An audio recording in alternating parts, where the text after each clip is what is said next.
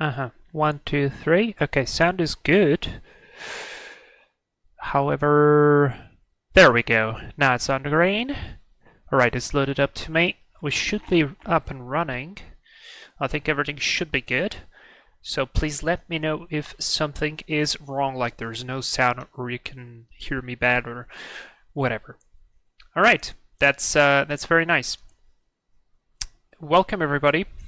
Welcome to the live stream. I hope you are having a nice day. Nice, it's not exactly start of the week, it's just Tuesday, but still a fairly nice start of the week. Actually, it is a start of the week here in Portugal because yesterday was a national holiday, a day of independence. I mean, I took some rest, which was great, and so I'm kind of like starting the week. So yes. Welcome everybody, Martin, Daifuko, Syncrash Flyer, Niels, C68 and Syncrash Flyer. You are starting in a blast by donating a pass to a new crew member. Thank you so much.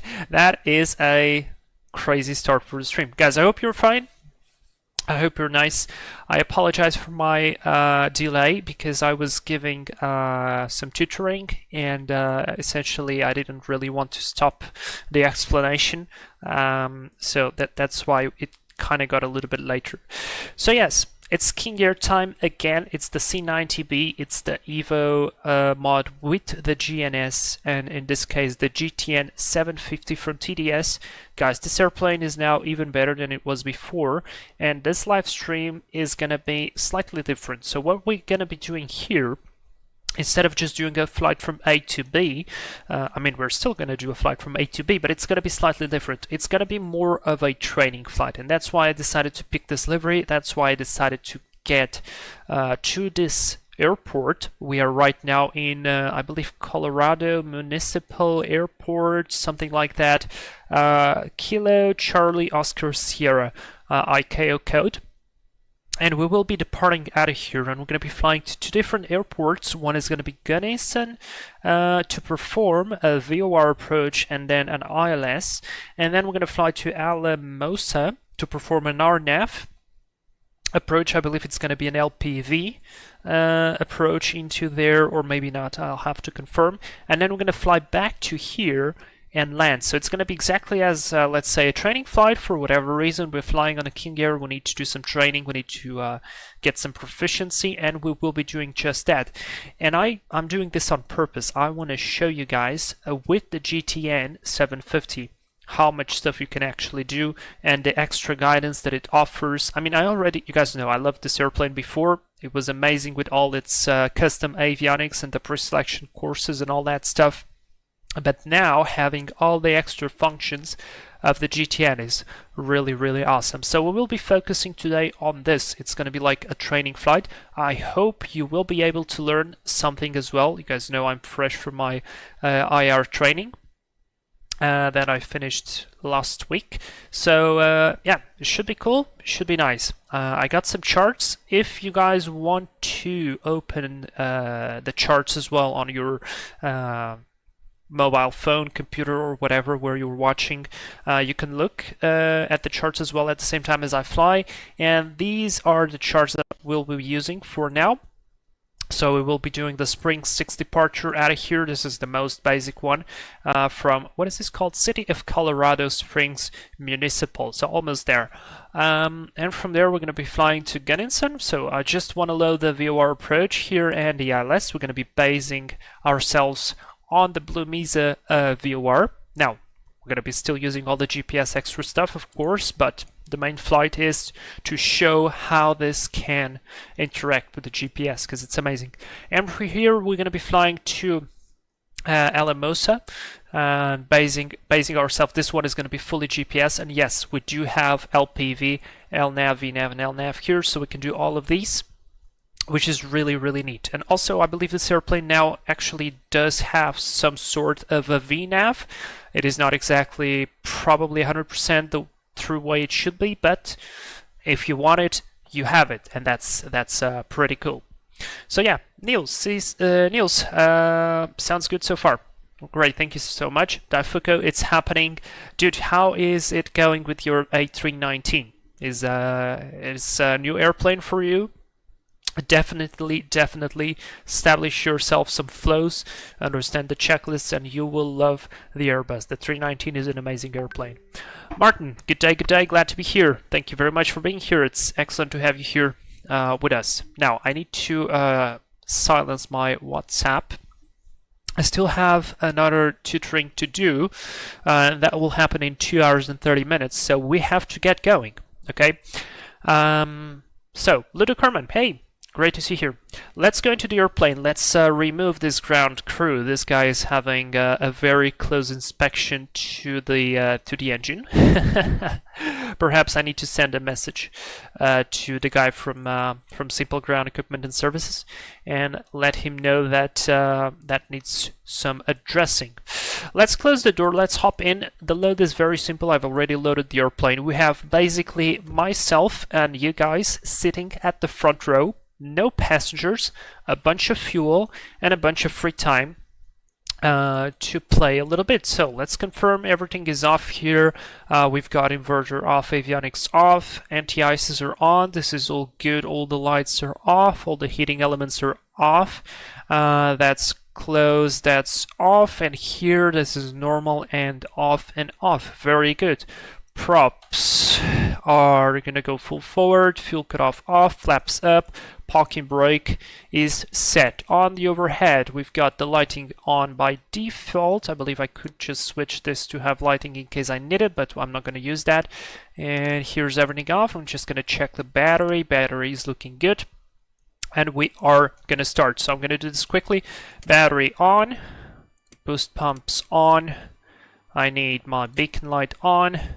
And there we go, our GTN is already on. So the first thing you might notice here that is really cool, in fact you will notice this better when you power up the radios, is that these old radios on this version of the airplane only allowed a 0.05 separation. So let's say you had a frequency of 125.705, you could not insert it here because it would be just 125.75, not more than that. So this, with the Garmin, you can actually go into the options and set it up for a lower separation, which is very useful in the modern world. These radios are slightly outdated, so now it fully supports that. That is very good. Another thing that I really like is the fact that it can sense, it's probably somewhat connected to the aircraft systems, and it can sense how much fuel you have. You can plan stuff with it. I mean, it's amazing. You'll see it in a bit. I'm just going to hit continue, so it will start its tests and so on. I'm going to power the inverter, so we have the gauges on. System test okay. That's what I was talking about, and by the way, this is extremely loud, so let me just lower the volume for me. Just confirm this here. Alright, everything seems good. So let's start. We've got beacon, that's set, that's on, we've got fuel, and I'm just gonna go for it. So clear prop, everybody. We are offline, of course, because I want to play around. I don't want to have anything to worry like clearances, communications, and so on, because I believe going into VATSIM and saying like, hey, I want to fly to that airport, perform a VOR approach, then an ILS approach, then I want to fly to the other airport and perform an RNAV approach, and then I want to fly back and do this. Not impossible, definitely, but perhaps a little bit, we will spend some time that I believe would be better spent. There is above 51 started cutoff, IGT rollback, proper spinning up, fuel flow is looking good, everything's on the green, it's stabilizing, and I will connect generator number 2. It should pick up the load, and yes indeed it does. I'm just going to wait a couple of seconds for it to charge the battery just so slightly, and starting to decrease. Let's start number 1, just checking that the needle stays within the limits. Powering up. Now I'm testing, this version here has been released I believe yesterday. It's a beta version, this is not released to the public yet, so we might encounter some bugs, maybe somewhere. I think this one has some visual improvements. I don't know exactly where, perhaps on the flight instruments. Oh, I believe actually so. Yeah, flight instruments look a bit better, that's good. Alright, IGT rollback, engine has been stabilized. And let's connect Gen 1. make sure it picks up the load and splits, and that's very good. And now we start from left to right. That goes to on, avionics on, aux power on, no auto ignition, no auto fader for now. Nav lights on, leave the rest off for now. This goes to auto. That's going to be auto, bleeds on. These guys go on, and we're going to be climbing. I mean, we might be climbing pretty high. This area here is fairly high, so I'm going to set 16,000 to begin with. And let's start planning some stuff. So yeah, let's go here to the Garmin and actually come here and check a couple of things. So first things first, let me silence down, put my headset on. Perfect. If I go here to the auto panel, I don't think I can adjust it here. No, I can't. But if I go to system, I believe, and I go to setup, no, not here, or perhaps here, exactly, COM channel spacing. See, this is how it looked before, so you could not set up the extra. You didn't have the extra 0, but now you can have that, even though on the old radio you don't have it. And the cool thing is, even if you have like stored frequencies and so on, if you guys watched the tutorial for this airplane previously, it will still work with the GTN, so that's really cool. A very cool feature. Then an extra thing I really love on this airplane, and I think it's amazing, on the other version, on the Garmin G1000, because you had the Garmin G1000, you could do some planning, but on this one it had to be done by yourself. Here you can go to trip planning, you can put present position, use sensor data, and for instance you can calculate directly to whatever you're flying, or a certain waypoint or something else. But the best thing is here, fuel planning, present position using sensor data, your total fuel on board, the fuel flow you're having now, and I believe it will show the range, the endurance, and etc. We're not flying now, our ground speed is 0, that's why there are no values here, but as soon as we start flying, I'm going to come back to this page and show you this. Extra important thing as well, the rain prediction. This is very interesting as well. What is the rain? The rain is essentially, I mean, you guys know, GPS works with satellites, right? There's a constellation of satellites above us, and we need a certain amount of satellites to make sure that our position is correct. And now, depending on the amount of satellites that we can catch at the same time, our precision is both increased and the, let's say, safety of the signal is as well increased, because the system can compare different signals from different satellites, and it can filter as well if a certain signal is right or not right. So computing the RAM is exactly checking, do we have enough satellites to make a certain approach at that time and make sure that it doesn't fail. So essentially just put the waypoint or the arrival, state the time, and it will verify that with the position of the constellation at that time and that position you will have enough satellites in the sky to complete your approach and not have any downgrade or any other problems. Flight timers, all that stuff. I mean, I think I made a Piper Seneca video with the GTN 750. I explained almost everything, or probably actually everything, so we're not going to be focusing on that. We're going to be focusing on our flight today, mostly like IFR. So I've already checked the weather here. The weather is looking pretty good. So winds are 1005, good visibility, view at 10,000, scattered at 20,000, temperature is 6, 2980, etc. Looking fantastic. So what we're going to be doing here is we're going to be doing the Spring 6 departure. Out of here, we're going to be going on runway heading. I'm just going to do a very simplified departure briefing off page 10-3, effective from the 29th of December of 2022. Takeoff minimums are going to comply with that, and runway, I might depart from runway 13. We're going to climb on heading 127, radar vectors to filed assigned route. So for our case, that would be to go to either Pueblo or we could fly to Rodi. What I might do is fly direct to Rodi, and from Rodi I would intercept the Blue Mesa VOR direct and just fly the Juliet 28 airway all the way down there, because the Blue Mesa VOR is already our first approach, and that's exactly to where we're going to be jumping. So let's just load that. Let me come here to the GTN 750. I'm just thinking I have this keybind. I don't think I will use this keybind. I mean, this is 0. Now perhaps I will maintain the 0 here, and I will set up the number 2 for the GTN like this, so it's going to be easier for us to set this up. Alright, transponder standby 2000. I'm going to put it to on mode for now. Let's go to flight plan to start with. Let's load a procedure departure. We're going to go out of runway 13 and unavailable low departure. Is that right? Is that right? Springs 6. Cost 6. Yeah, that's correct. So I'm going to load departure effectively. It's just a vector. And from there, I will be adding Pueblo. Let me see if I can write it with the... No, I can't. With the keyboard. So Pueblo... Was it Pueblo? No.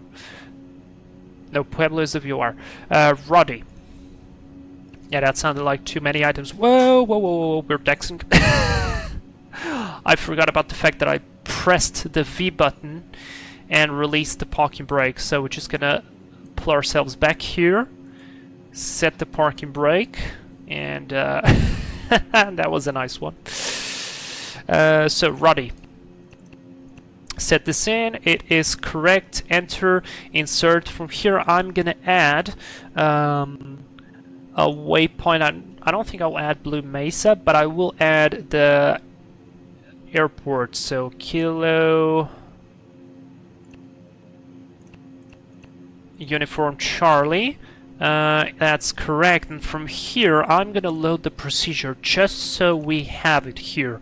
So we're gonna go. This is VOR Alpha, I believe. VOR Alpha, yes, VOR Alpha or GPS Alpha. So I will do this. Actually is mixed here, so VOR Alpha GPS. I'm not gonna go, let's see, transitions vector, I believe it's HBU. Yes, in fact it is, so HBU it is. Would it load the procedure turn for me? Let's load the approach. Now, if you press home long enough, you'll go back to the map and you can actually see everything. So we've got our vectors out.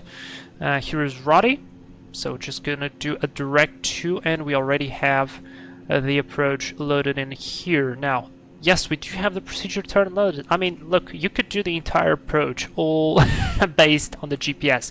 This is incredible and extremely self-degrading if you just stick to this. Alright, I'm going to use this taxi page here. I believe if I can set the charts on, will it show me the taxi, the ground chart? Probably not, but this is another function I like. Let me just remove it from here. I can come to, not menu, I can go to home, flight plan.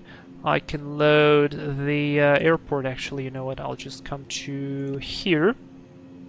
And boom, there we go. We've got our taxiing charts with it, the airplane even there. So that's good. Alright, so we've got our departure set up. Let's go ahead and climb to, let's say, what altitude do we have here? We need to check the charts for that. So here, Blue Mesa, we start with the VOR pretty high up, actually. Over the VOR, 10,500 feet, but that's over the fix, so it can be higher, 1150. Do we have an entry? I don't have an entry here. 12,000. We're going to assume 12,000 there. That's fine to me. Let's see on the spring departure. Do we have an altitude here? I mean, the grade is very high here. 16.6, 16.5. So let's climb to 17. Or 18. Let's climb to 18. Perhaps 18 will be good. Alright, 18 is set. So I'll have to change this to 18 as well. And let's go. Taxi light on. Brakes are released. Clear left, clear, correction, clear right, clear left, and off we go. I understand why it's going that fast, because I have this in high idle. Let's put this to low idle. It will become a little bit more controllable. Ha! Is Greg on board? I don't think Greg would fit here. I don't think so. Now, a couple of things we need to change. Of course, our HSI right now is still in VOR mode, so instead of just fiddling with the Garmin, I can just use the default keybinds that I have to control the IFRs, and that's very cool. So I can just press again, press and hold, and off we go. The GPS is selected. I can sync my heading with the course, and we are set up. It is amazing. Clear left, clear right. We're gonna go to the right, and is this going to the runway? No, it's going to a taxiway. All right, then it's the right place. So it's very cool, this. I'm honestly, I'm really impressed. I already love this airplane. I just never used it with the GPS. Now suddenly it becomes even more interesting than the Garmin G1000 version, at least for me. At least for me. Martin, bit of a runaway plane there. It took off, pun intended. That was a good one. That was a good one. So, straight ahead climbing, we might climb initially to, let me confirm, airport elevation is 6,183, so our QNH is 100% wrong. Because it should be 2980, so let's set that up, 2980. There we go, that's set. We need to set it on the other side as well. Oh boy. It's 1009. So 1009 is set. Very good, that is set. I'm not even using checklists. I mean, I just want to fly this airplane just to show you. So we'll just focus on the basics and get going. I mean, it's a training flight, so we can go for it. But of course, always do your checklists. Always make sure that you're proficient enough with your plane. It does require you some monitoring to do. And I might already actually fine-tune Blue Mesa 114.9. It's actually already there, so beautiful. 114.9 is set. And now we have a hotspot here. All clear on the left, all clear on the right. So let's go. Strobes on, recognition on. Hot 5. 1, 2, 3, 4, 5. This, and this. Out of feather. Now our transponder will go to altitude reporting mode. Very nice. We need to cross this runway into runway 13.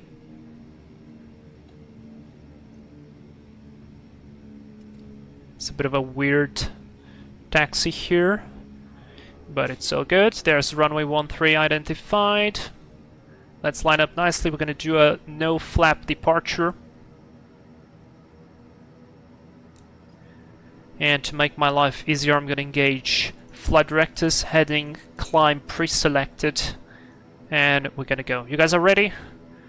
I think I'm ready. Landing lights on, taxi off, all the rest is good. Let's pull up the props.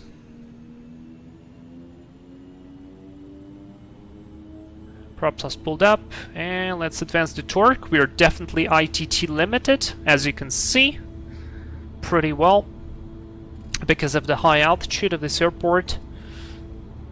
Speed is alive. Above 93, I'll wait for 97, rotate. And off we go, positive climb, we're above blue line. Not enough runway ahead, so gear up. Gear up, trim the airplane, landing lights off, and I will disengage the anti-ice. This will add some torque to us and decrease the ITT, so monitor that. Will give us a slightly better performance. Now let's come back here to our flight plan. On 128. I mean, the vectors are a little bit offset here, but I took off right. Skip the vectors and then just proceed direct. Passing 7,000, torque is looking good, everything is looking good. Let's go autopilot 1. Or, I mean, we can hand fly this airplane for a little bit longer. Let me go back to map and see, yeah, it's correct. Weird that we do have some deflection there on the vectors. But alright. Passing 8,000. I want to just gain some altitude here before commencing the turn, because we will be going over high terrain. Let's go flight plan, or actually I could just do this way. Direct to flight plan, RODI, activate. It's on, nav mode on, follow the flight director manually. There we go. GPS, indicated airspeed, altitude is armed, 18,000 selected. Very good. Sync the heading, of course.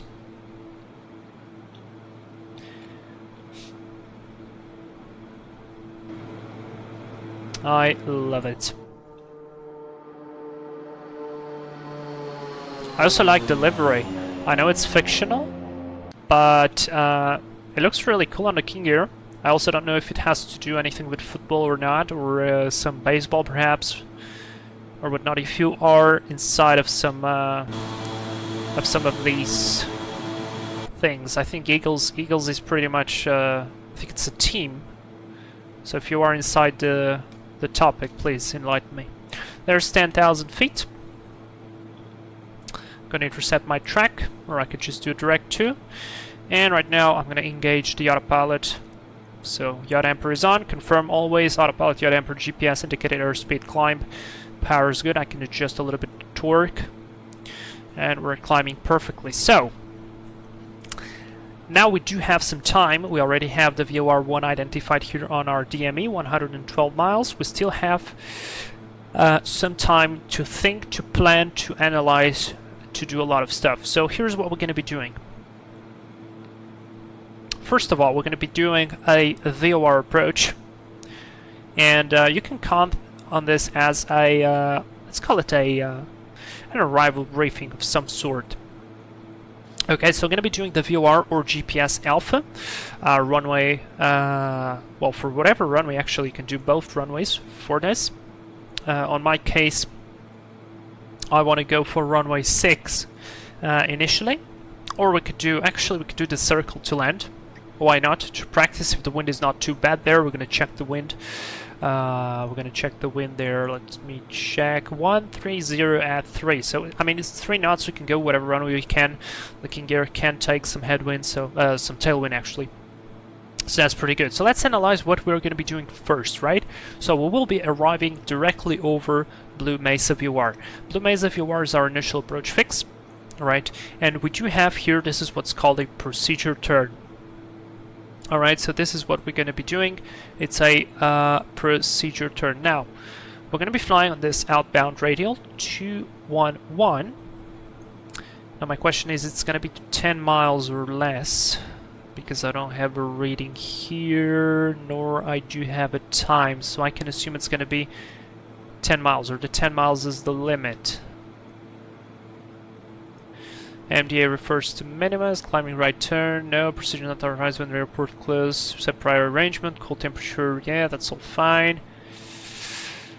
Yeah, this is interesting because I don't have the 10 miles. Okay, so we're just going to assume that at 10 miles, we do the procedure turn. Alright, so we're going to be overflying the VOR, descending to 11,500 feet.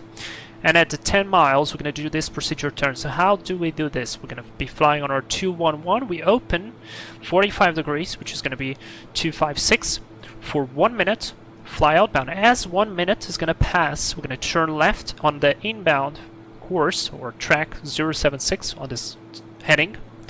And we're going to be intercepting the 031. 031 for us is going to be our final approach course. I say this because there are some approaches at which, when you fly to the VOR, you have one approach course, and then outbound of the VOR, which is going to be the final approach course, you still have, you have a different course.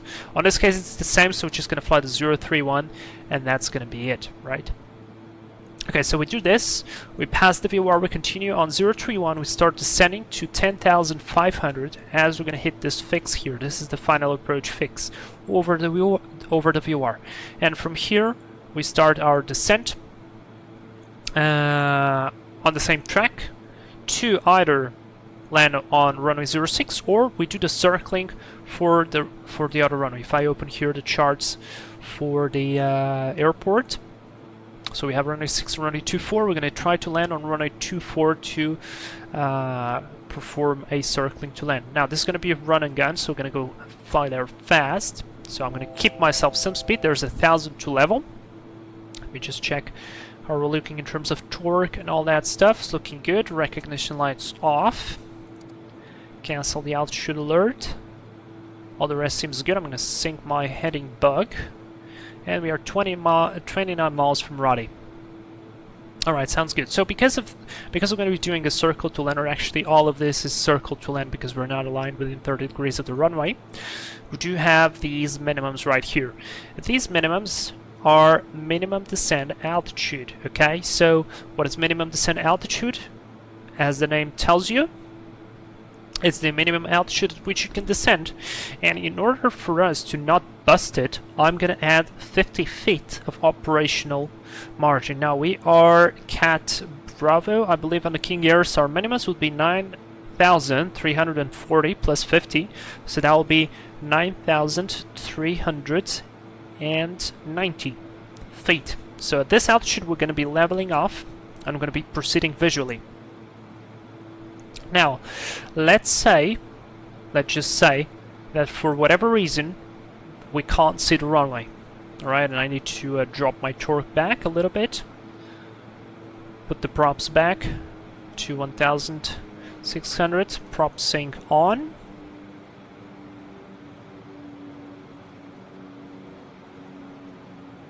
(1,600) is set. Let's set a torque of around 1350. Will allow us to accelerate properly. Now there are some changes there on the pressure, and yeah. So let's say for whatever reason we're doing this approach, we passed the VOR, we started our descent, and we don't see the runway, right? So we don't see the runway. What do we have to do? We have to continue on this track 031 as it's said here. Missed approach, climbing right turn to 12,000 direct to the Blue Mesa VOR and hold. But it is important that we continue onto it until this waypoint here, the ME 7.0, that it's stated here. This is the missed approach point. So we would continue on our minimum descent altitude, and only from this point here we would be allowed to continue on our missed approach procedure. Alright? I don't think that will happen. It's a beautiful day outside. We're going to have some nice views of the mountains. It's going to be pretty cool. So when we do this, we're going to do our circle to land. There is an important note here, not authorized to runway 17 or 35 because this airport has a smaller gravel or turf runway. We're not going to go to that. We're going to go to the big long one. Perhaps we can do a touch and go there with flaps approach. Maybe. We'll see. High terrain all quadrants, runway 6 and 17 right traffic pattern. 6 and 17 right traffic pattern. Yeah, that's right. And I'm going to just ignore the rest because it doesn't really matter right now. So we're going to be doing that. As we're going to do the touch and go, we're going to be climbing again, and we're going to proceed direct to Blue Mesa VOR. And from that point onwards, I will be loading this procedure. This is the ILS or localizer for runway 6, page 11-1, from the 9th of May of 2025. Oh, and by the way, very important thing. We do have some very high terrain around the field, so it is actually important that we stick to the procedures. So we're going to be climbing onwards into the VOR, Blue Mesa. We're going to be flying the outbound here on 261, and we're going to be joining overhead this point right here. And now you might notice this holding looking thing. This is called a racetrack procedure, and because it's bold, it's a bold line, not like this one right here. This is holding. That means this is a racetrack, and it's mandatory for ourselves to fly it unless we come from a place that doesn't state that we need to fly it. Let's say from here, for instance, if we come from Calgary and we fly the DME ARC, you can see here it says no PT. It stands for no procedure turn. So we do not need to do it. And yes, so we're going to be flying here the outbound 261 because we're going to come from the Blue Mesa VOR, 12,200 feet. Over here, now the racetrack procedure, very much all the entries are done exactly as in holdings. So as long as we're going to be established on it, it's good. So for this type of a racetrack procedure or entry is going to be an offset. So what we do have to do is open a 30 degrees to this side, fly 30 degrees to here, to the published distance. In this case, it does not specify, I believe it does not specify, so we would do 1 minute. Minimum holding altitude 12,200, maximum 14,000. Yeah, we don't have anything here. And as we're gonna turn back, we're gonna catch with our localizer frequency on 062 inbound course, and we're gonna be established on the ILS. Once we do the ILS, we can do a touch and go, proceed again by the right-hand turn to Blue Mesa VOR, and then I'll set up a direct to the next approach, which is going to be the RNAV GPS into Alamosa, but we're going to be looking at this chart a little bit later. So this is really cool. This will allow us to have some VOR practice and some ILS practice. And the cool part is, if you're doing the VOR approach, this VOR approach is a non-precision approach. You don't have any vertical guidance as well. And that's probably the most hard part of any non-precision approach, is that you do not have vertical guidance. So you don't know whether you're high or low. I mean, you can know that. Actually, here it's not published, but on certain VOR approaches you do have the table, just like here on the ILS localizer. Where is it? I mean, you have here the altitudes at which you have to be, like 10,300 at this, 9,020 here, then you descend and then you go mist. The localizer is slightly different, the localizer approach. But let me actually find a chart. Perhaps I can find you a chart that does have the distances set up correctly. Not here, not here. Perhaps that VOR? Nope.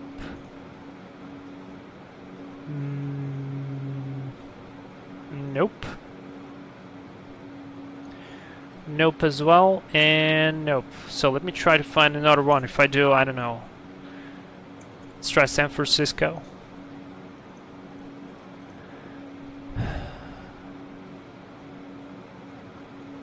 It's interesting that it doesn't have her. I don't see it. I mean, it's a step down, but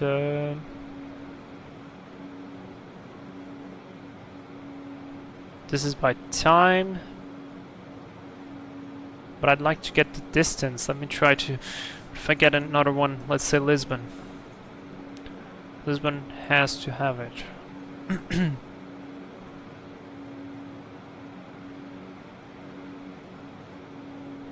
Wait, this is just ILS.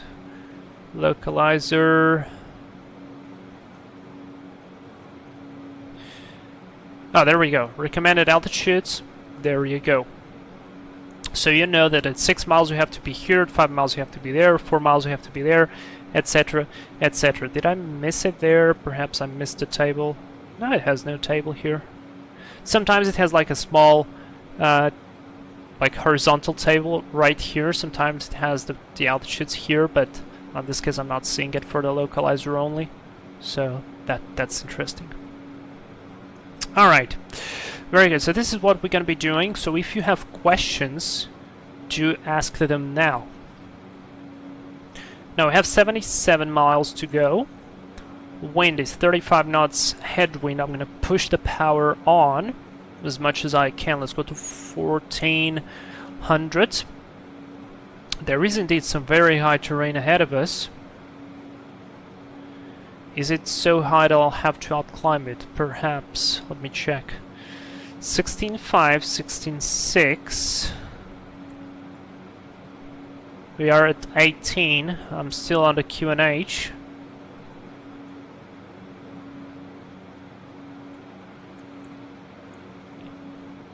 12, 14, 15. I mean, we should be above all that terrain. Perhaps it's the it's just an effect, but we'll see. Alright, very good. So what do we need? We need courses, so we need VOR. That's it, mostly. We already have it on nav1, 114.9. It's already identified its correct one. And now I can start to pre-select stuff. And that's exactly what I'll do. Larry, delivery looks like it's a paying homage to the Philadelphia Eagles, an NFL football team. So yeah, that was it. And I have another one. I don't remember for what team, but it looks cool. I mean, the link is on the description if you want to get it. It's, I mean, I think it looks pretty cool. For a King Air, I like the black nose, I like this black detail here. I like the way they put the logo here, and the US Airways looks kind of cool as well with the eagle back there. That, I don't know, it fits, and it fits with the scenery, so I like that. Mountains are beautiful, by the way. Alright, so we're going to be overflying Blue Mesa and flying on the outbound of 211. So I'm going to go down here, go pre-select, change this to the VOR, select 211,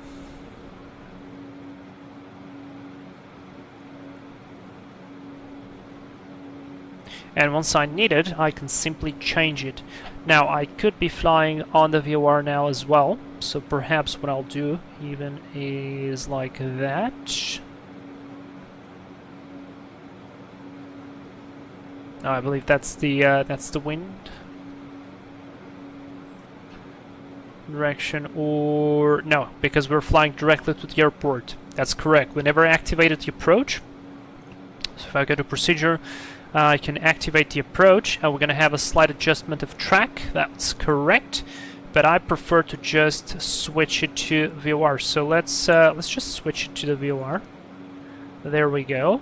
A VOR, fly direct, and let's use a little bit of that VOR flying. Martin, what hardware do you use in terms of flight equipment? Do you have an MCP panel, etc., etc.? So what I have is I have a Thrustmaster T-Flight Hottest X stick with the throttle. It's kind of linked. I think I can show you, in fact, if I go online.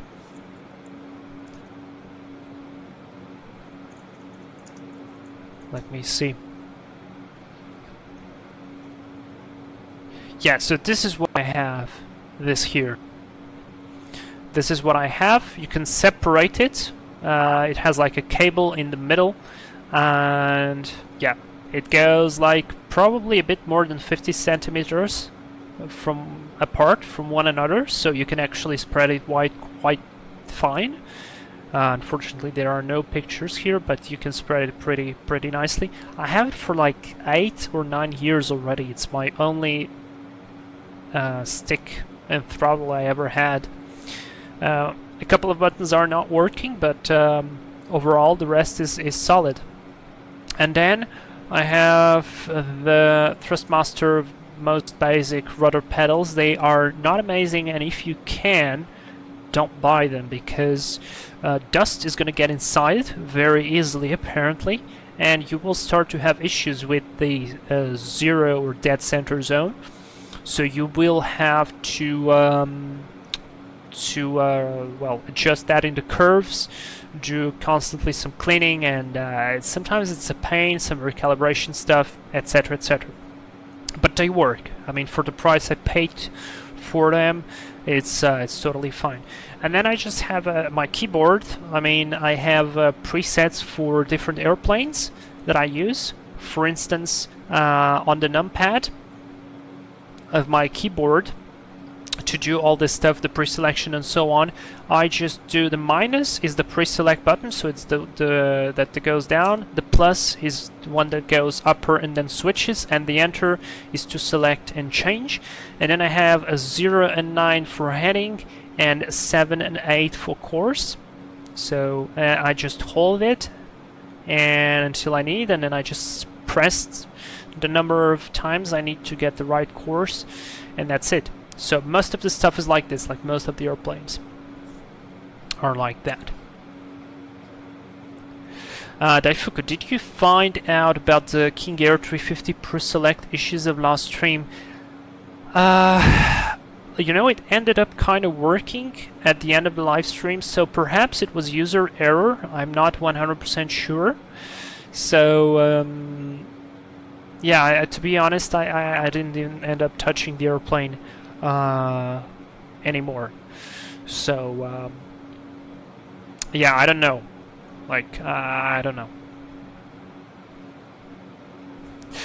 Daifuka, would not you prefer... Oh wait, sorry, Ludo Kerman. You sent a message, I was about to read it, but you deleted it. Sorry, didn't catch it in time. I'll read it back now. Would you not prefer left-handed joystick? I'm very happy with my Ursa Minor Airbus style. Daifuka, perhaps, yes, it's not really that... what's the word I'm looking? Mandatory, perhaps, because even if I go fly the Airbus as a first officer, when I'm going to start flying in the airlines, you start flying on the right side, so you start flying with the stick on the right. So if you, I mean, all the flight training you do, you're basically flying with your left hand. So actually, I don't mind having the joystick with the right side. Now, if I ever gonna upgrade my my stick to a different one, yes, I will consider changing it to the left-sided one, but it's not like extremely necessary at this time, at least for me. Alright, 50 miles to go. We're flying at 222 knots. Yeah, the wind is definitely slowing us down a little bit, 36 knots. So we'll see. But yeah, that's my opinion. Ludo, I totally agree. For the rudder pedals, lol, I have the same and they are really bad. Yeah, and they are also pretty sensitive, but let me tell you, if you can fly with them, you can fly with anything. So it's not really a problem. And you know what? What just happened? You guys told me that the high terrain was approaching really close, and now that we're coming, I mean, it's close, it's high, but it's not as high as it was looking before. I believe that's the effect of the curvature of the Earth, and you notice that in real life, and it's really amazing that they actually do simulate that here, so it's not exactly straight. This is very, very cool. Ludo Kerman, I'm really looking for creating my own little Garmin switch, autopilot switch with Leo Bodnar cars, which are quite simple, plug and play, and not too expensive. I have no idea what that is. If you give me like 5 seconds, I am gonna search that on Google very quickly. What is that? Leo Bodnar electronics. Ah, so it's like an Arduino of some sort. Actually, we have a student in our flight school that is actually building his own Garmin G1000. So that's pretty cool. Alright, a couple of things I forgot to mention. So we cannot set the minimus, so I'll have to remember it in my mind. And to do the circling, we're gonna keep the minimum, the MDA, the minimum descent altitude, so 9,390. That's what we're gonna be doing. I'm not gonna configure the airplane, which is gonna fly clean wing until we are abeam the runway, and only then I will start to configure, slow down, and all that stuff. I mean, we're not gonna fly crazily fast, but maybe 160 knots would be good enough. And so the second thing I wanted to mention is, once we do the touch and go, we have to climb to a certain altitude. We will be climbing to 12,200 feet. Alright? That's going to be it. Oh, there we go. It's 1 minute. Never mind. It's 1 minute here, so it's all correct because it was not published with the distance. Good. Very, very good. 40 miles to go. Let's just check how are we looking in terms of fuel. I mean, I love the utilities here. You can just go to fuel planning, and here you go. You know that at this rate, at this way that you are flying, your endurance is 3 hours and 22 minutes, so it should be good for the entire flight.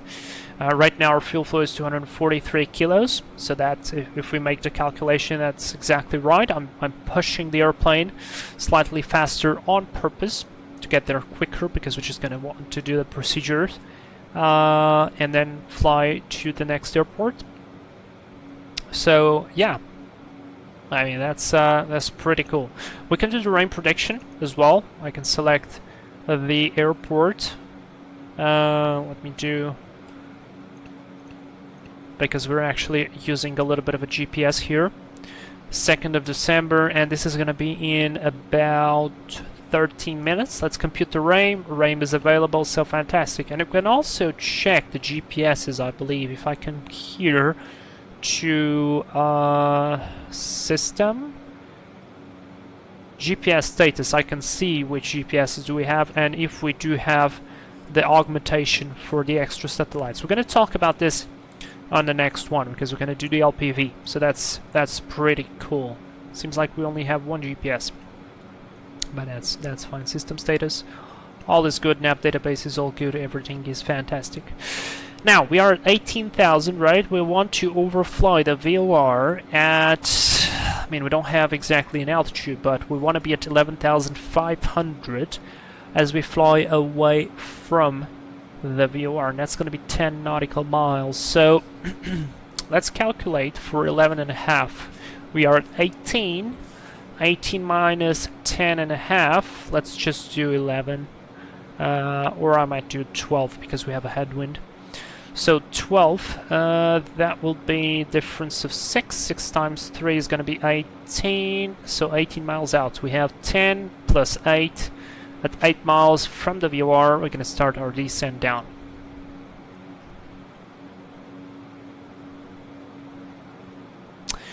Ludo, it is USB card to convert switches and potentiometers, working on Mac and Windows. Oh, okay. I think I now understand it. Synchronous Fire, I have to say this weather looks good. It actually does look pretty good. I'm not a fan of this cloud right here, but it is not crazily bad. We have 30 miles to go. The airport should be not too far from here. In fact, I can see the river. I believe the airport should be somewhere along there. So, I don't know, man. We have some clouds here. I'm not sure we're going to be able to do the circling. So, if we will not be able to do the circling, I'll just do the normal one. Let me see weather. QNH. QNH is gonna be 3010. Let's adjust that. That's quite of a big difference. 3010, and that's QNH 1019. That's set. Very good. So we'll see. Daifuku, not a single wonky cloud. Well, we have to check them. So far it's pretty okay, actually. So far it's pretty okay. Alright, let's check up the latest METAR. So no wind now. A minimum VFR, 5 statute mile, light snow, overcast 3200, -6. 3012. Alright, so perhaps we will not be able even to do the minimus. We'll see. Cold temperature, altitude correction required at or below -25. Yeah, that's fine. That's all fine.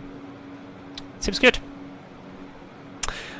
Cooler. I really considered this plugin, but it looks like it's Windows only. Yeah, so far it's Windows only. It's an amazing plugin. I would highly suggest you to get it, but yeah, it's Windows only. Ludo, do you have the weather radar inside the GTN 750? Yes, you do have. It's not yet supported, but you do have it here. And you can go here, and then you can engage it. But right now, it is not working. Yet. But they will add it. I think they are working right now on it. Can I put this to... Oh wait, not test, but ground. Well, the ground won't work. I don't think so.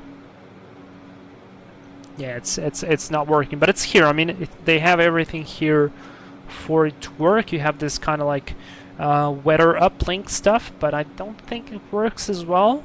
So yeah, no data There... Yeah, no data. What about this? Nah, no. I mean, but it's gonna come. I believe it's gonna come soon. Alright, so far so good. Our GPS track is exactly the same as our VOR. But right now we have the backup. If the VOR fails, we can continue on the GPS. And vice versa. So that's okay. Okay, it shows stuff, so in the next update maybe. Synchronous fire, yeah, possibly. Very possible. I mean, I think they've wrote on the Discord that they would be adding stuff soon, so... Okay, let me reset altitude, 10,500, and I need a clock. And I believe I have a clock here, right? Yeah. Yes, fantastic. So we'll use the clock here. We're gonna need 1 minute for the procedure turn. So that's right. And I might not want to fly too fast because of the terrain. So I will try to keep 160 there. Try to keep 160. Right, 15 miles. We're going to come into this cloud all powered up. Daifuku Ice Bay. Yeah. And it actually does have icing showing. So if you do catch some ice, you will see it. In fact, you already can see it there, and there. On the engines and on the nose. And on the windscreen wipers it does appear as well. So we will be definitely looking into that. I'm going to put the props on. I'm just worrying about the wings. But yeah, that was fast. I mean, why not some IMC? I mean, we were flying instrument, right? We wanted some practice. Ludicorman, I'm still holding with holding. When it says 1 minute, it's 1 minute for every plane, whichever the speed. Yes, you do have, however, speed limitations, alright? Depending on the altitude and depending on the airplane category. You have like a maximum holding speed. It's usually published in the hold. If it's not, you have a table. I can't recall it by memory, but I believe the maximum holding speed below 140 is 230 knots. So, yeah, I think that's the maximum holding. So, as long as you keep the speed, that's gonna be right.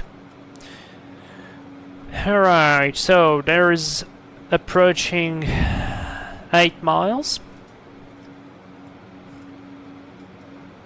Let's go descend. Put the power out. And let it start descending. We will have to change soon courses. So I'm prepared to change courses very soon.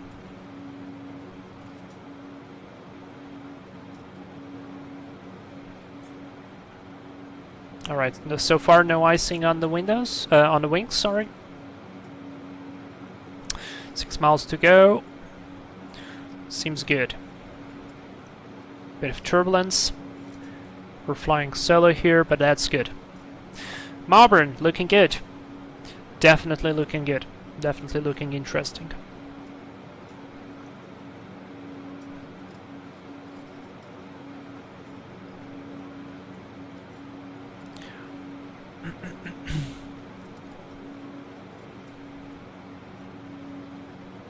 Alright, let me go heading mode. Change the course, already pre-selected.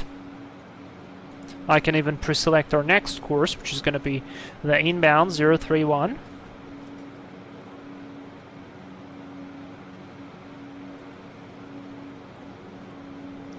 So that's pre-selected. And I just have to press a switch next time I need it. And it's going to be done. Now, VOR is at 8,559, so that's about 1 mile. Let's turn now to intercept. Oh, we got some ice there. Can you see it? There we go. That's some ice. We need to do a cycle of the de-icing boots, There they go, and they broke off the ice, and as well on the back there, you can see it breaking off.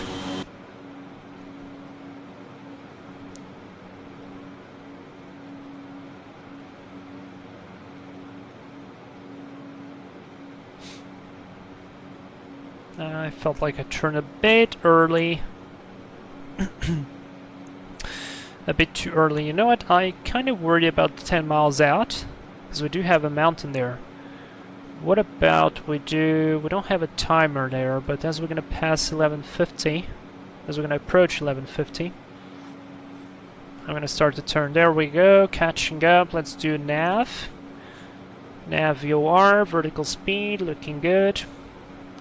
Sync the heading.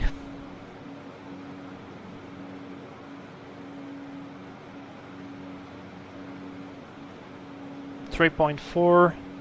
Yeah, like the GPS is calling now for the procedure turn. So let's do it now. Let's do it now. Let's do time on. Let's open up heading and 256. So roughly here, heading mode on. We're still descending, but we're looking good.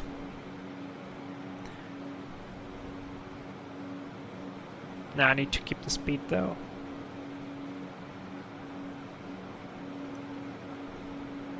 And we do have some headwind here, so I'll probably give it a little bit of extra time. I can switch for the active course now. Yeah, that procedure turn definitely is a little bit earlier for the GPS.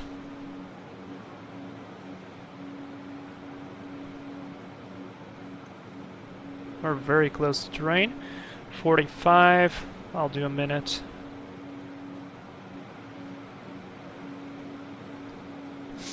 Let's actually level off here for a second. I don't believe it. Let's do altitude. There's a minute. Left hand turn. Turn back. Slow down a tiny bit.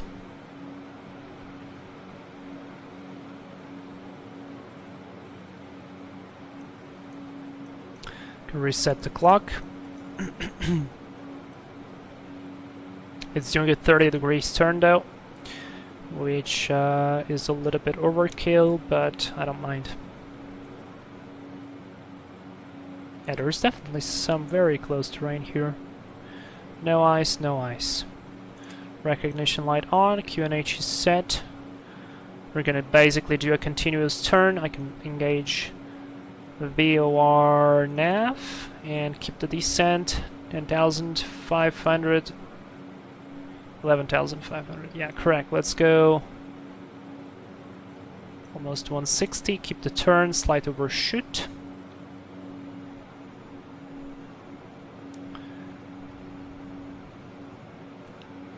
Let's do IES. Take the power out. 10,500. We've got 9 miles to go. Good. Looking good now.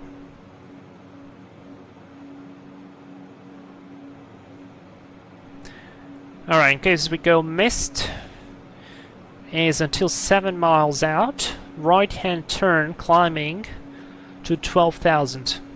Sounds good to me.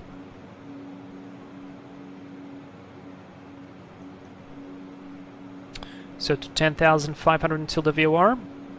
So far looking good.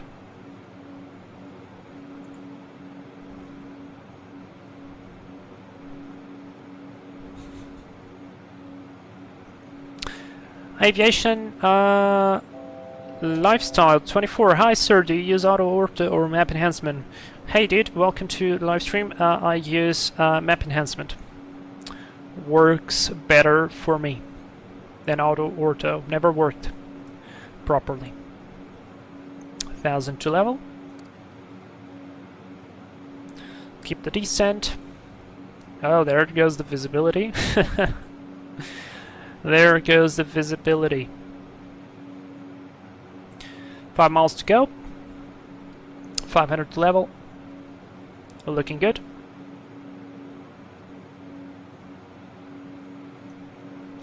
I'm gonna go engine anti-ice on.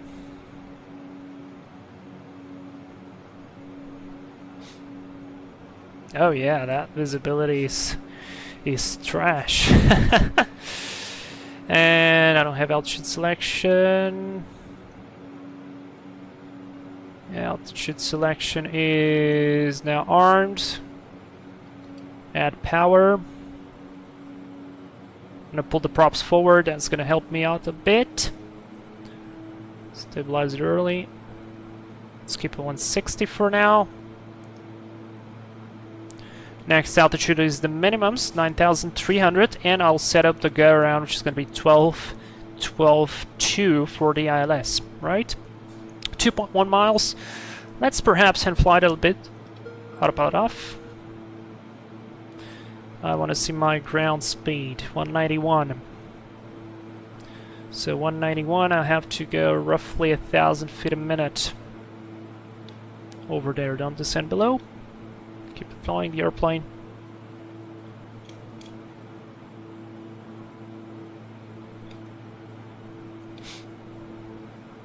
.6 of a mile over the VOR. There's gonna be the cone of confusion. The needle is gonna go crazy. And there we go. Switched over the VOR. Let's start to descend. Now, I want to disengage the flight directors. Yeah, have a keybind for that. So, ground speed, 181 roughly. Confirm that with the GPS. Doesn't show me now, just shows the visual. Runway's in sight. We can put the gear down.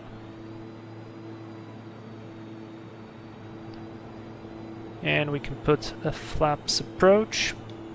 Actually, now that I'm looking for the terrain, kind of looks like we should be doing a left-hand turn there.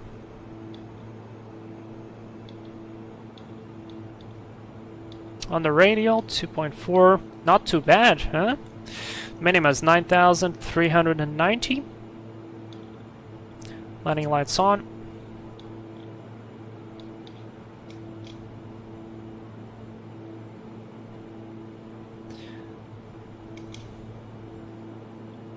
.100 minimus, there's the minimus, continue, runways in sight.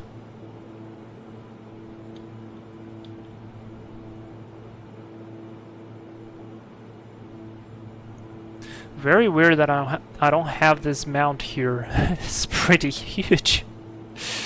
I would be expecting to have it there, but apparently no, or apparently you fly over it. Perhaps that's it. To the right. Yeah, perhaps that's it. Let's do a touch and go.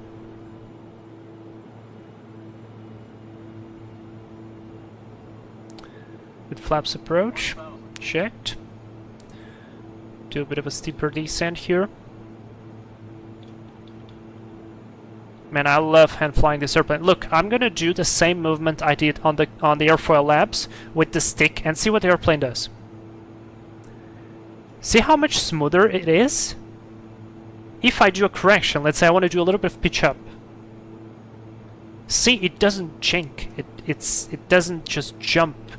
It is so better. That's checked.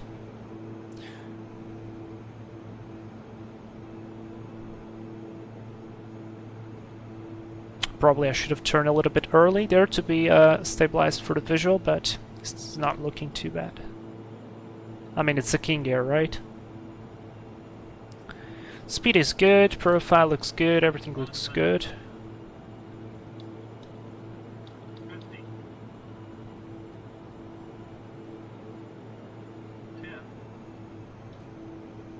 Hold it, hold it, hold it, hold it. There we go. Flaps up, full power. Let's pull the props. Props are good. Let's go watch the ITT, because we are ITT limited. Above 100. Off we go. Above blue line. No more runway. Flaps, sorry, gear up. Lights off. Let me climb at 120 for a little bit. Now there we go. The Garmin is already saying are we going to load up the mist or not. I'm not going to do the mist. I just want to confirm that we're going to pass here this mountain. Apparently we will. So let's just climb out for a little bit and then fly direct to the VOR, which is already set up. So that was good. That was good. Alright, we'll clear off terrain. Let's do right-hand turn. 15 degrees, not much more. Let's start to accelerate the plane. Let's do heading mode on. And let me see how we're looking in terms of terrain. Let's do IES climb. Out selection and autopilot heading. Oh shit.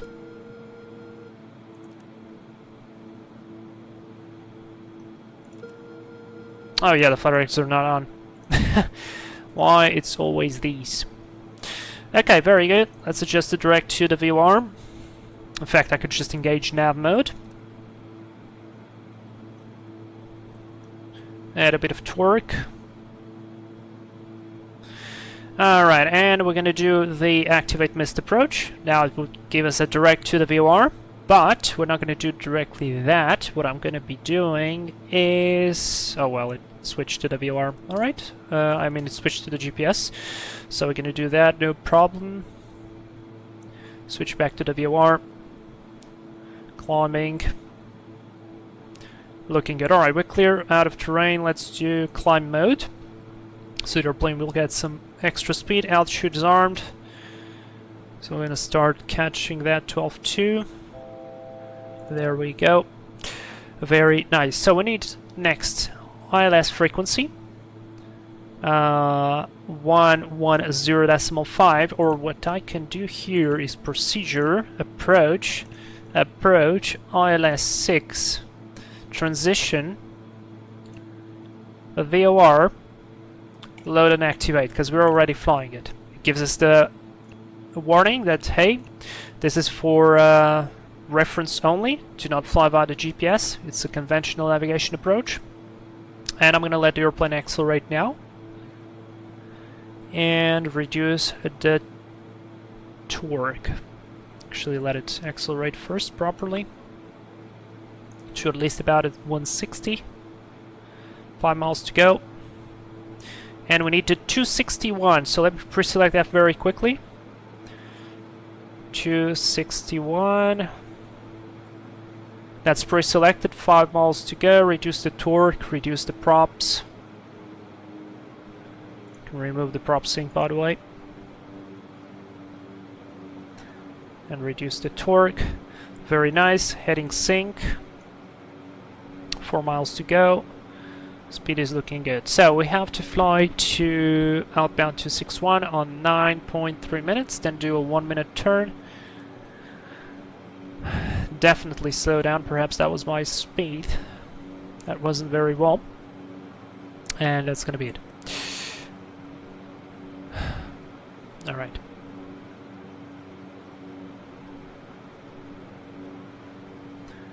Alright, let me slow down even more. Perhaps just like that.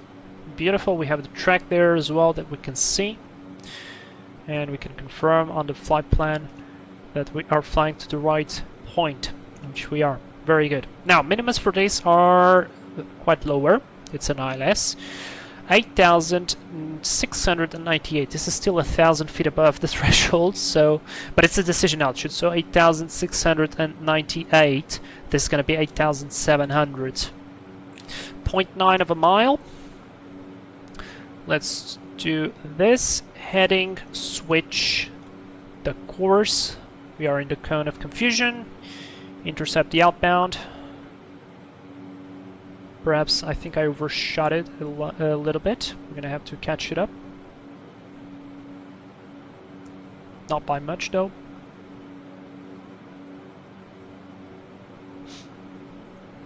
That's fine. And so remember, we wanted to do the offset entry. So at 9.3 miles, we have to fly a heading of 242 plus 30, so that's going to be 272 on the heading. Perhaps I'll compensate a little bit for the wind. Let me check here how we're looking in terms of wind. 7 knots, yeah, perhaps a little bit. That's going to be a crosswind. That's the radial entry. I'm going to go back to nav mode.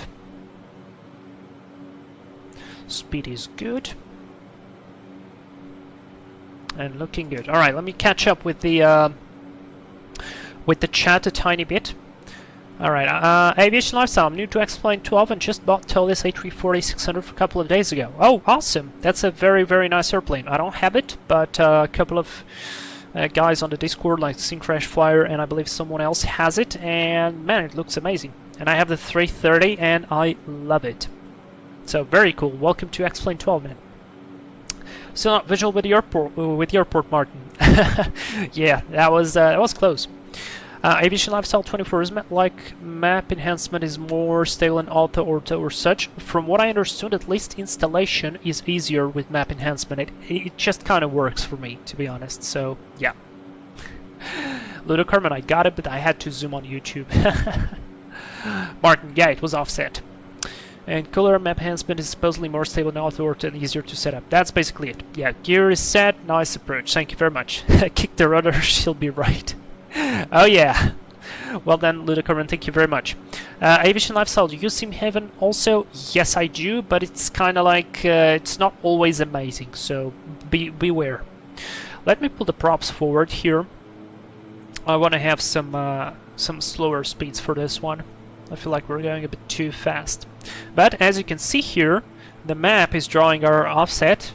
Probably a little bit different from 30 degrees because this one actually adjusts your track, but if I would want, I would just fly this one via the GPS. We're going to do it the manual way though. Okay, so right now we are doing about 5 degrees of compensation for the winds, so let's add 5 degrees for that as well. So 272, that's already plus 30, plus 5 is 277. 277 is going to be our heading, right? No, wait. Yeah, that's exactly right. Alright, we're approaching 9.3. I decel to 150, that sounds good to me. I want to keep the speed, so let's do just a tiny bit of torque. No ice on the wings. 9.1, 9.3, heading mode please. 1 minute after wings level. And I can do the following. I can do this. I can do localizer, and I can do 062 pre-selected, like that. Go back to normal, switch the frequency. No, sorry, that's the COM. 110.5, right? Yep, and now well, it already switched on itself. So that was pretty cool. Okay, forgot to set the timer. Crap. That's the most difficult part, probably. I think about 10 seconds or probably like 20 seconds passed, so let's do just 40 now. 40 seconds of outbound on the 220. Then we will have to descend to 11.4 from 16.1 on the ILS. Then we're going to have to descend to 10.3. So we need 40, that's plus 10 seconds.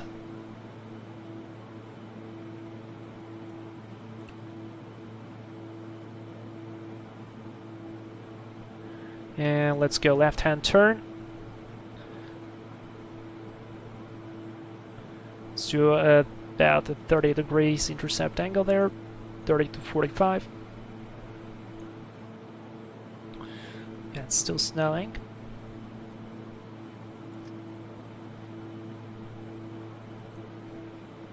Ludo Carmen, use the decision height on the PFD. So decision height, this is the thing.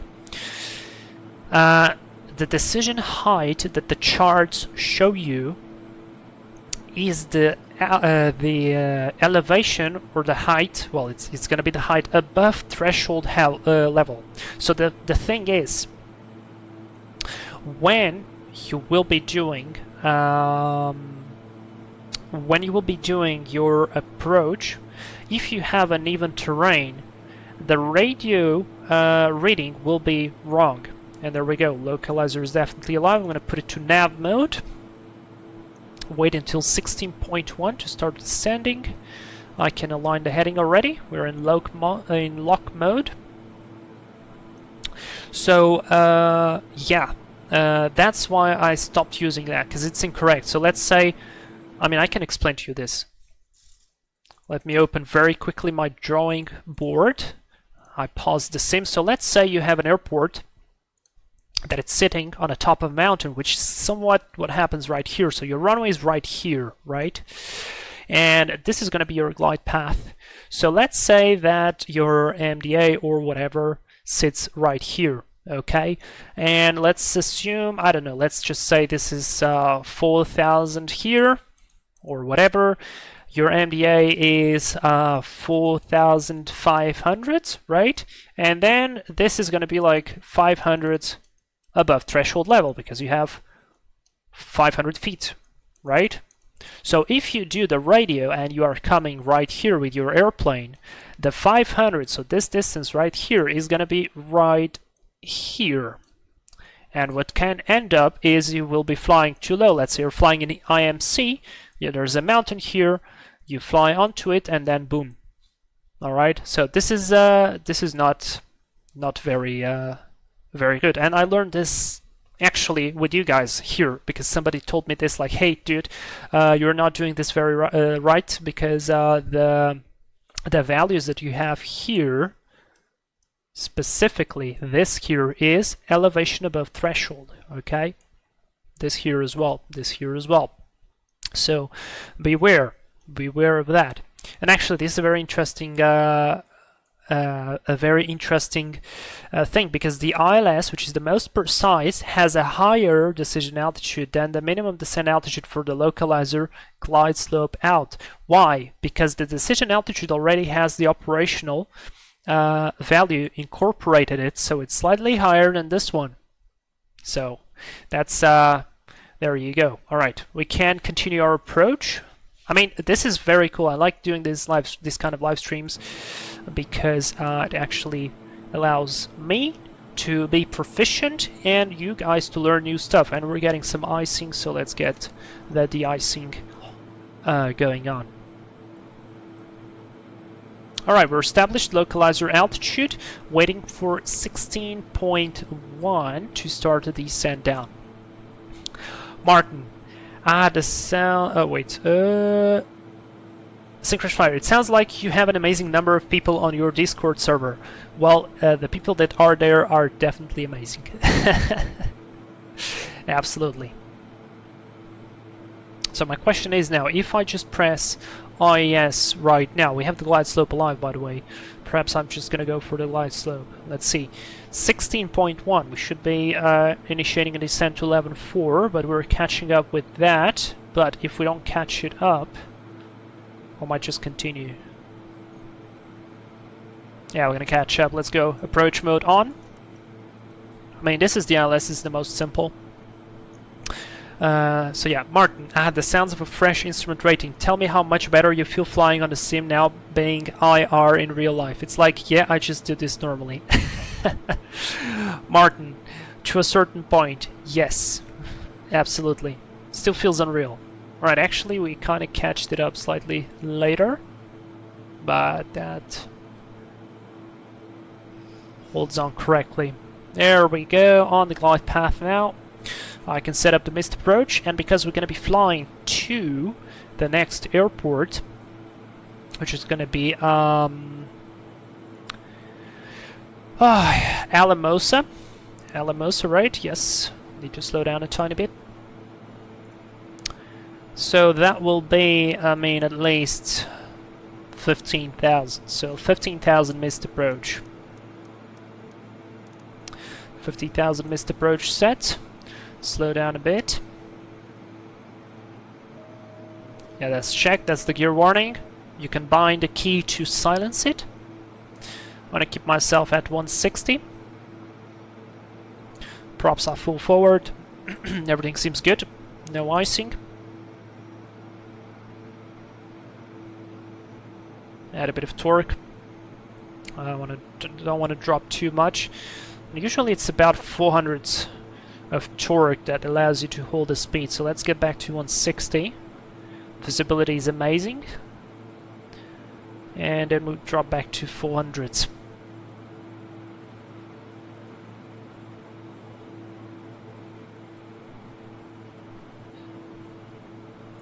Ludokerman, okay, I got you. Lol, thank you. No problem, man. No problem. We're all learning here. 10 miles to go. So let me just cross-check this. We have to be at 5.4 miles. 5.4 miles, right? 5.4 at 9,300. So we are at 10.3, so that will be... Wait, is that right? 5.4 breeze. 5.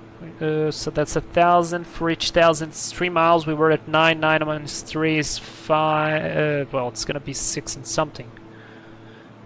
But it's a normal 3 degrees, so we'll see how it holds there. Minimas 8,700, so 1,000 to minimas now. Heading sync, that is set. GPS is looking good. Ludokerman, can you explain me a bit more climate descent autopilot mode when you'll have the time after the approach? Yes, Ludokerman, I can.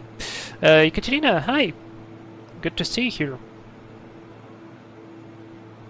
There's 9,300 now. This is weird. We are lower than what we should be on. But I have the runway lights inside, and we have 2 whites, 2 reds. We have 200 to minimus. Let's go, gear down. Flaps approach, landing lights on. 100 to minimus.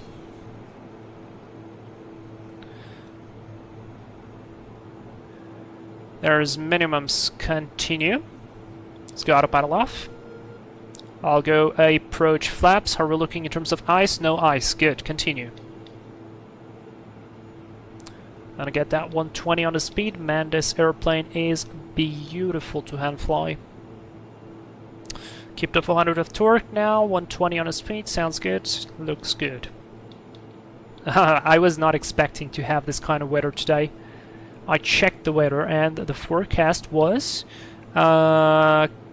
pretty much clear sky the entire day, and I thought, well, that would be a beautiful, beautiful day to do some flying. Because this area is actually very nice, but man, actually experiencing this kind of weather that's checked makes you a little bit more proficient. So I like it. Fully stabilized gear is down, lights are on, flaps approach.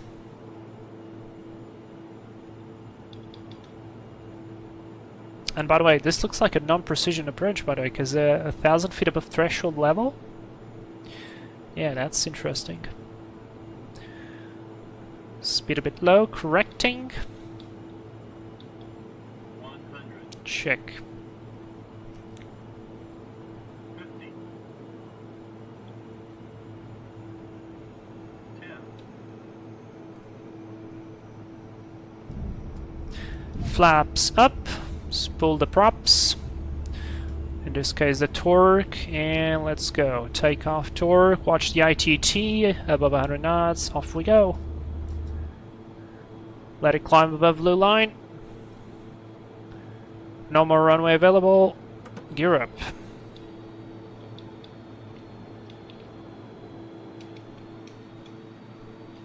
Let's deactivate the mist.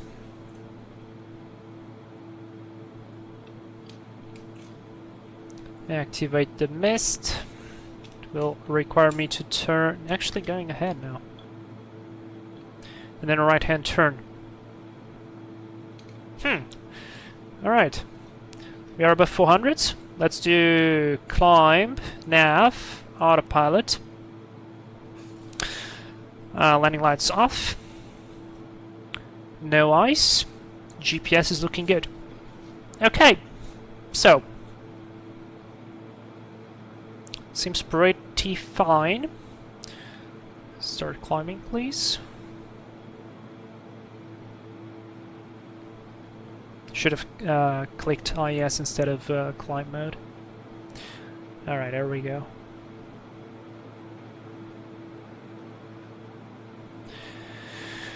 Very, very good. Yeah, man, Winter Wonderland. In fact, I think this should be all full of snow, all whitish, but it's not. Good. Now, let's, while it does this turn, it will clear us out of terrain. At least it should. We're gonna come here to flood plan. And I believe I can add a waypoint. And that waypoint is gonna be an airport. There's a right-hand turn. St. Louis Valley. No, that's wrong. Wait. Never mind, that's right. Enter. I'm gonna do this. I'm gonna load the procedure. This is another thing I prefer much more to the G1000 to sync the heading, by the way. Above 10,000 recognition lights off. No ice so far.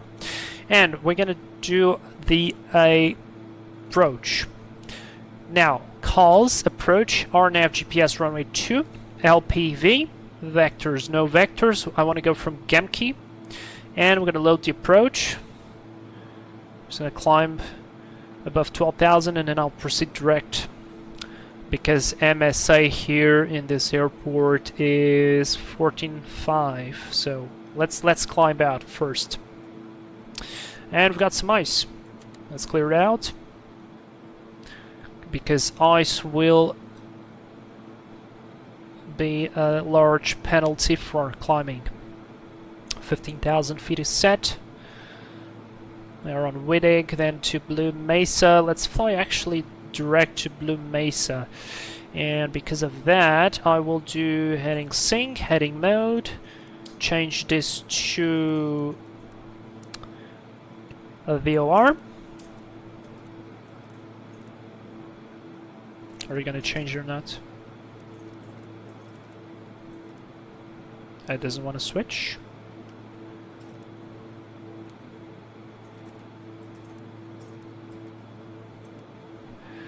One 10.5, no. Ah, wait, there we go, 114, that was my mistake. Just pressing the wrong button. Let's do a course direct, nav. 8 miles to Blue Mesa, sync the heading. Over the clouds, a bit of ice, clear that out. Fantastic, both sides. Oh man, this weather is actually very interesting.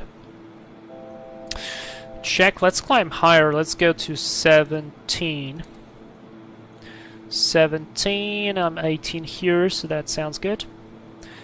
And now it should be 14, 15.3. Let's go above 15 and then fly direct. So I'm going to fly direct to the to one of the first points of the approach, which is going to be the Gemke initial approach fix. So I'll go procedure, activate approach. It should go direct to Gemke, and I have to switch this to GPS. Off it goes. GPS nav above 15. Very good. I'd love to switch off the engine anti-ice to get some extra juice because we're already pretty limited in terms of ITT. But we still have some clouds ahead, and it's definitely still raining outside or snowing in this case. Alright. Cooler, now that you are instrument rated, it means that after you land you can load up the Phillies with INS.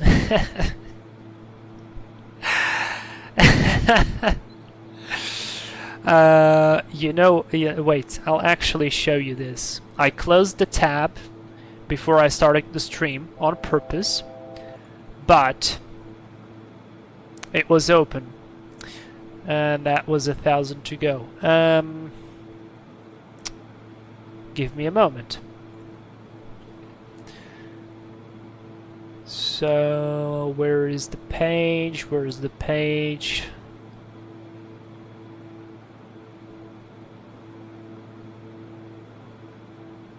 Okay, I can't find it, but effectively what it was, I had an INS tutorial document open, so it's definitely coming. Alright, I think we're clear of the ice. Still snowing a bit. Alright, I'll wait, no big deal. No big deal. I prefer to wait. We're leveled off, 17,000. Heading sync.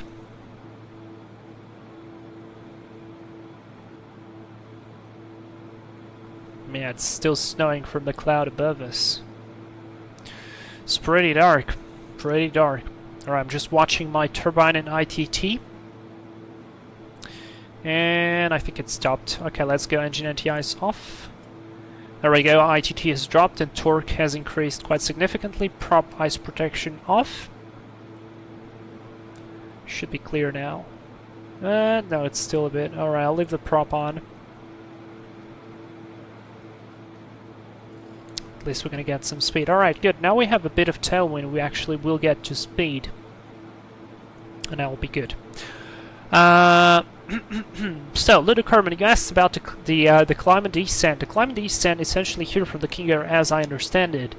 It has a predefined flight level change setting. So the airplane will automatically default usually to 150, and then from a certain altitude it will start to decrease lower. And it will climb at that particular altitude. So whatever power you have, it will slave that speed and will climb. So it's good because it's like an automatic en route climb or an automatic en route descent. So you just put the power back if you are descending, and it will start to descend. Or you put as much power as you can and it will climb at that indicated airspeed. So it's exactly the same as indicated airspeed, but automated. Prop sync on, 1600 on the props. Decrease the torque a bit, we don't want to over torque it. And that is it. Good. Alright, so we have, what, 69 miles to go? Airplane is good. Let me check outside. Look at that airframe, still full of ice.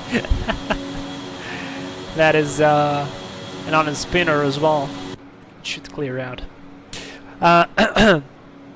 Anyways, that's pretty good. Now, next approach is going to be RNP, RNAV runway 2. So we've got a couple of things that we can tune in. Because I have time now, let me actually please first sync the heading. Let's do a bit of a soft ride here, soft ride engaged for the autopilot. And let's analyze a little bit the chart, okay? So here's the chart. Page 12-1, 9th of May, RNAV GPS runway 2 at Alamosa, San Luis Valley Regional. So we have a pretty high MSA as well, 15,600 feet. So we'll have to pay some attention to the terrain. All right, and we will be arriving by Gemki because this is the closest waypoint. Now, as we're going to fly from Gemki to Rods, as you can see on Rods, you still have the racetrack procedure here. However, because we arrive from Gemki, there is the no procedure indication here. So we can just fly from Gemki to Rods, to Kraus, to Breeze, to Hoxie, or whatever. I think this is Hoxie or Soxie, whatever, into runway 02. Okay. Precision not authorized for arrival. Vaporeon Victor 368 southwest bound. Yeah, that's not for us, so that's good. And a couple of things. Altitude 12,200 minimum.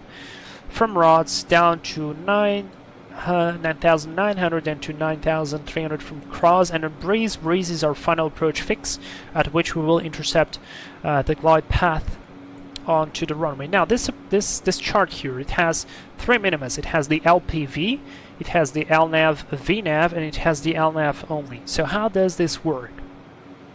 Essentially, what you have here is LNAV is very much like a VOR or a localizer. I said a VOR because, or localizer, we can just use the both, because it goes like this. Let me just delete this stuff here. I think I explained this previously, but I'll do this. So you have your runway. The runway, the GPS knows the coordinates, or whatever Garmin unit or another GPS that you have. It knows the coordinates for the runway, and it knows that you have to be here at a certain altitude or here at a certain altitude, etc., etc.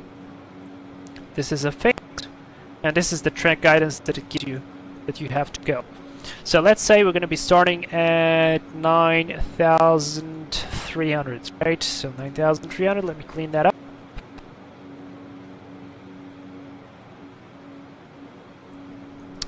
So what will happen? On a conventional LNAV approach, you will be arriving overhead the fix to this waypoint here. I'm gonna put it as final approach fix.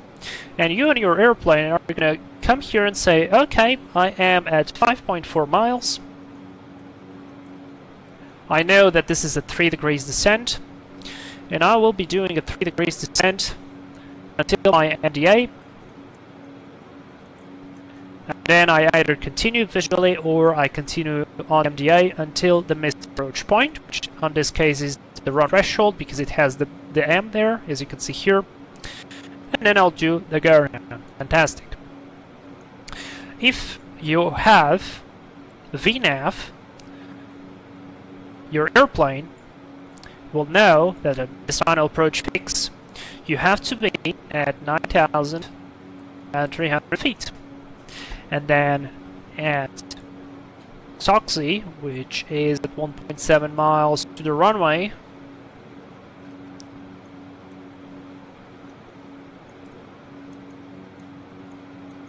you have to be at 8,140 feet.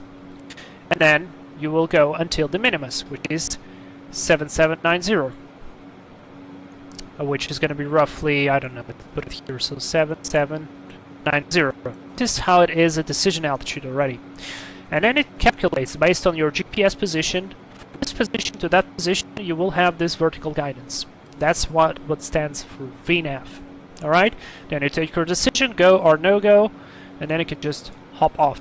You continue until the next approach, but you can actually go. That's why you have actually 3 arrows here. One is for the LNAV, the next one is for the LNAV VNAV, the next one is for the LPV. And then you have the extra step of accuracy. Up there you have satellites. I'm going to assume these are going to be the satellites. And you use the normal satellites, right, for the GPS constellation. But certain countries decided to add some extra satellites and created what's called a satellite-based augmentation system. So essentially you have extra satellites. Those satellites, unlike the GPS ones that move, they are stationary. So, oh, sorry, it's not S-bag, it's S-bass. They are stationary, so they stay on the same place. Stationary. And you can tune those up, and they will increase the GPS precision of your GPS unit that much that this vertical descent is not be based on your barometrical altitude from your altimeter. They will actually look at your GPS altitude and construct a descent path, a glide path, based on your GPS altitude. So this is going to be GPS, that's going to be GPS, and this is going to be GPS as well. So the minimas are going to be lower, 7740. And because of that, your minimas are lower. They can even go down to Cat 1, like here, for instance. They're close to 200 above threshold level. If you have all the stuff. By the way, let me just check how close are we. 38 miles, we still have time. And yes, and you have different sets of satellite-based augmentation system. In North America, where we're flying right now, it is called the World Area Augmentation System. Here it is. And each approach has a certain channel and a certain code. So, you guys probably noticed this, but when we came here to our approach, I believe it was loaded here. Let me check. Yeah, see? Channel 90410.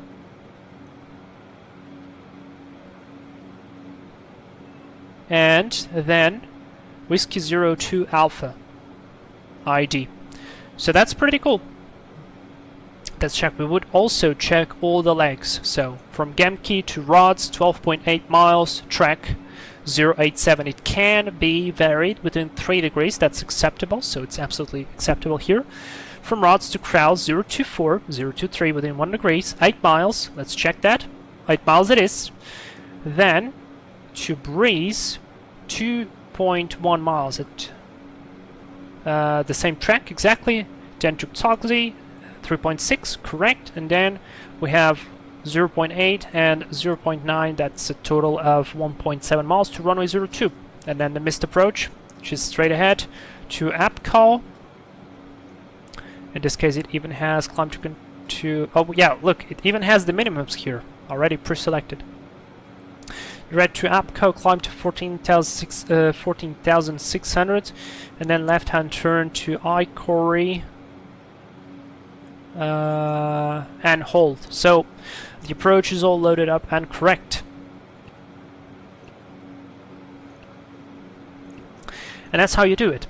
And you might ask me like, hey Vlad, but why would you need GPS altitude and not barometric altitude? What is wrong with the barometric altitude, with the altitude that your altimeter is showing you?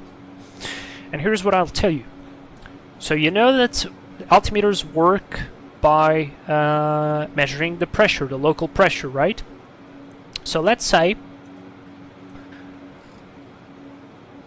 on a very hot day, I'm going to put this a sun here, very basic sun, very ugly sun, but you'll get the idea. Each unit of pressure, because the air is warmer, it's going to expand. Each unit, each layer is going to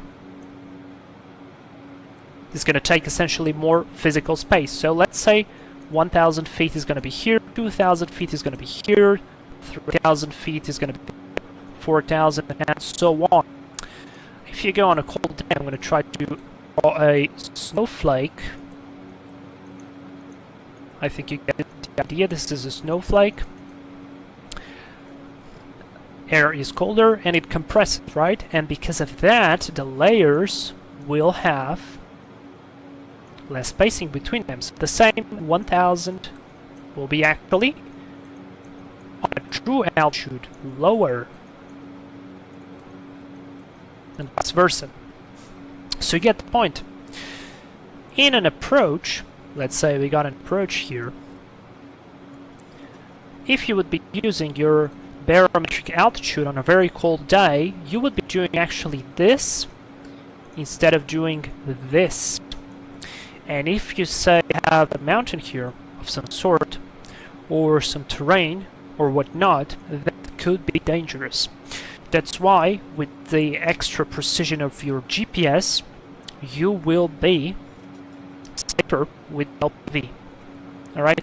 I hope you understand my very basic drawing board. Okay, I think we talked a lot through, we talked a lot. Now we need to focus on flying because we have 19 miles to go and we are at 17,000 and we are approaching to Gemki, I believe. Yeah, Gemki is 18 miles out. So let me see.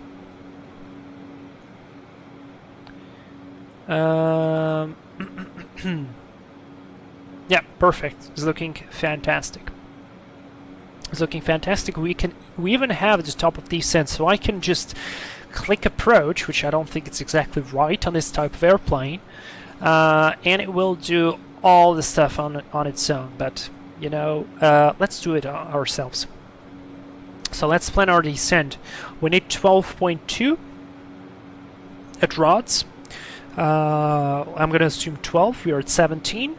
17 minus 12 is 5. 5 times 3 is 15. So we need 15. The leg from Gemki to rods is 12.8. So roughly 13 plus 2 miles. So 2 miles from Gemki, we should start our 3 degrees descent. And it actually is correct. As you can see, our top of descent there is basically literally approaching to Gemki. So that's fantastic.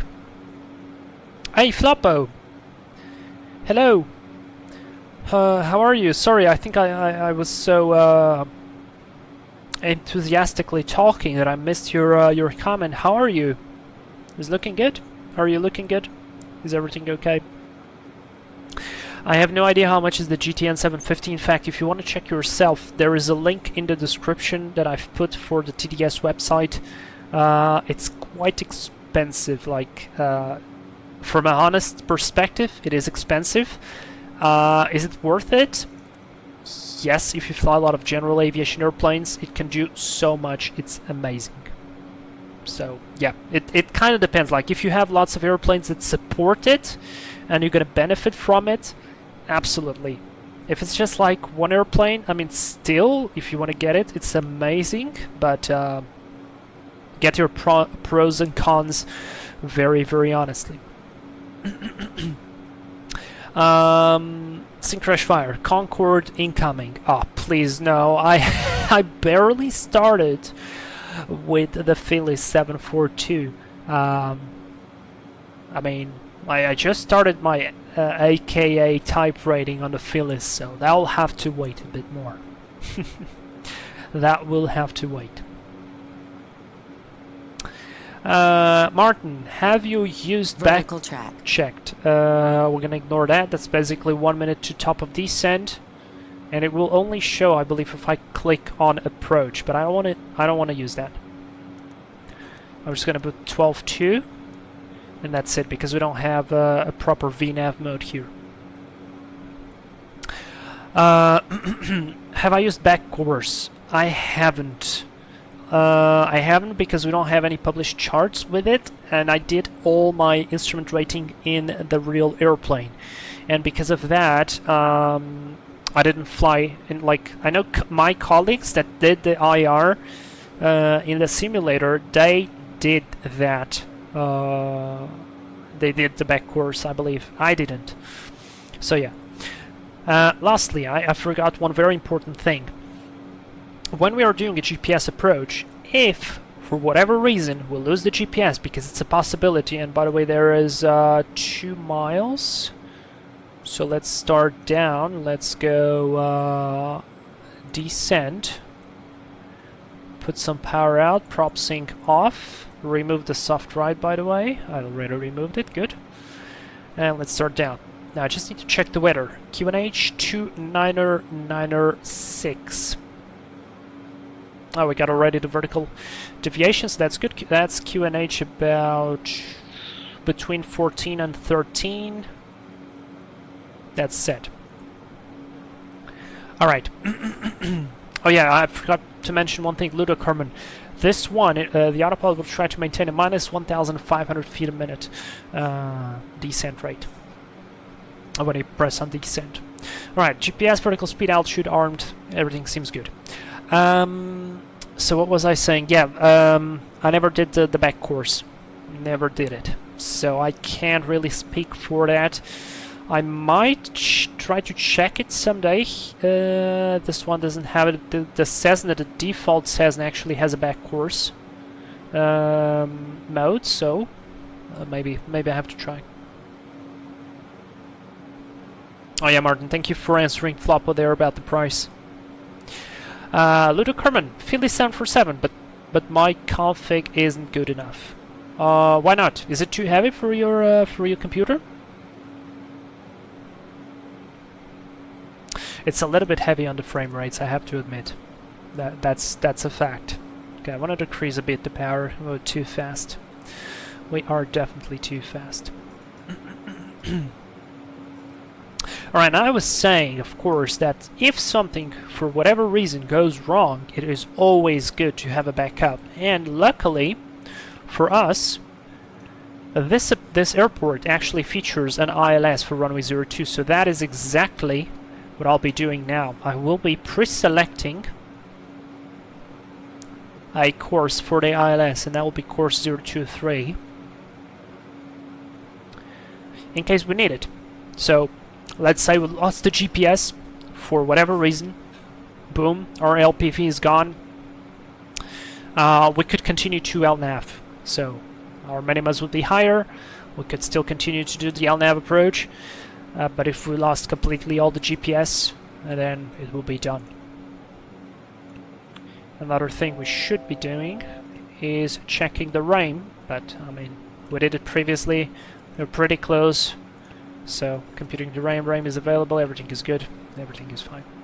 Leveling off just as we wanted on the profile as well. At this point I could just simply select approach, and the airplane will be following very much like an ILS, but GPS created glide path. And would you look at that scenery? That is pretty cool. We just came out of the mountains and we are in this amazing valley that's sitting at 7,500 feet of elevation. It basically looks like sea level. Amazing. Alright, I'm going to keep the engine anti-ice off for this. Reset the clock, remove that. Let's start to slow down. We're still a bit too fast, but I mean, we have space. We have space.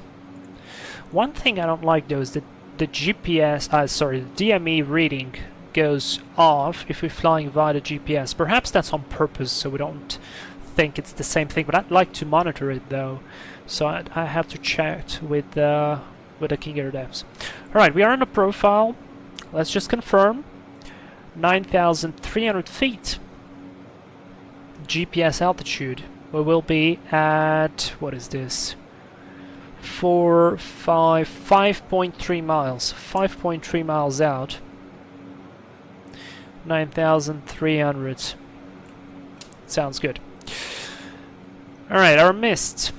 Our mist is gonna be climbing to, we're gonna be climbing to a lot. We're gonna be climbing to like 17 perhaps, as we're gonna be returning to our initial airport. And that's it.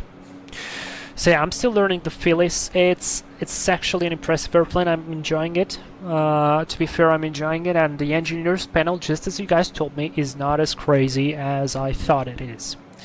It's not amazingly easy, but at the same time, it's not amazingly crazy. So it's cool. I'm looking to do some interesting flights with it. I don't take any suggestions now because I have my own, and I think they are going to be pretty cool. So we will see. Cooler, I wish they had better cockpit sharing because I'd love to be flight engineer on the older planes. Cooler, apparently shared flight has full support of the Phillies, both the freighter and the passenger version, so perhaps that could be an option for you.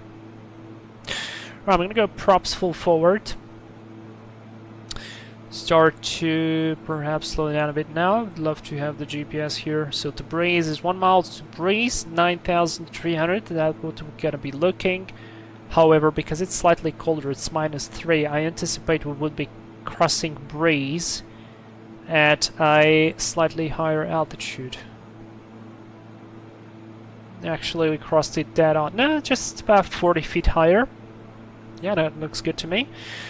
Hoxie, 3.4 miles, and then 1.7. So let's go gear down, flaps approach, landing lights on, prop the ice off,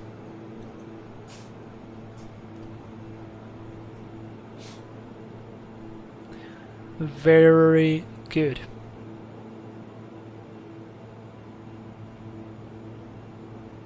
Martin, I don't think we have back course in Europe. One of the instructors from my flight school, he was using old Innsbruck charts. They used to have back course. I'm not sure they still have it, but check the Innsbruck charts in Austria. So at least that's where they did the back course. Check. Man, why am I still not hand flying? Autopilot off. Let's hand fly this. And what a beautiful, beautiful sight, I have to say. Speed is good, everything is good, gear is 3 green, lights and flaps, we got everything. We are looking good. Wind is 3 degrees from the back, so it's fantastic. I mean, it's a training flight. This is what I wanted to do. I didn't want to do any like ATC today or so on. I just wanted to focus on procedures and doing the right stuff. Speaking of which, I forgot to mention what are we going to be doing next, but we're going to be climbing up. That's checked. Proceed to A radio I'll see in a bit. It's good that we are on VFR. And we need to catch the radial of Alamosa. Alright, let's hand fly the plane properly. Back on the center line. On the profile, still looking good.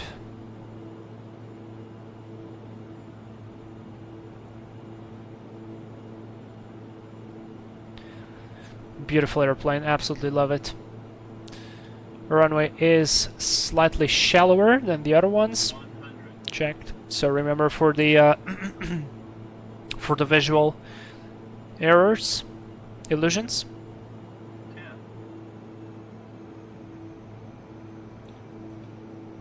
10. Still a bit heavy. Flaps up. And set the torque. There's plenty of power. 100 knots. Rotate. Above blue line. Positive climb gear up. Landing lights off. Yay, very good.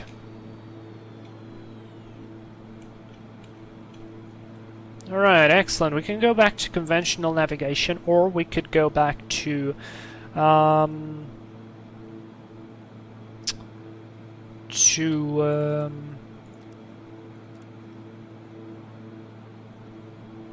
let's do the GPS actually. Let's activate the missed approach. So it's straight ahead for now. And what I'll do now is come very quickly to flight plan. Let's go menu. I'm gonna delete everything. Okay. Add a waypoint. Our first airport. Load procedure. Arrival. There will be 5 via ALS. Load arrival. Let's proceed direct to Torpel. Nope. Activate. Back to nav mode. Climbing nicely.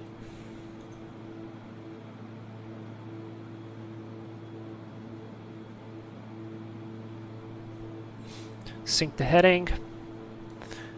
I will tune in some backups like Alamosa, that's 113.9. Oh man, this GTN is amazing. Let me switch this to a VOR and set a course. We need a course of 042.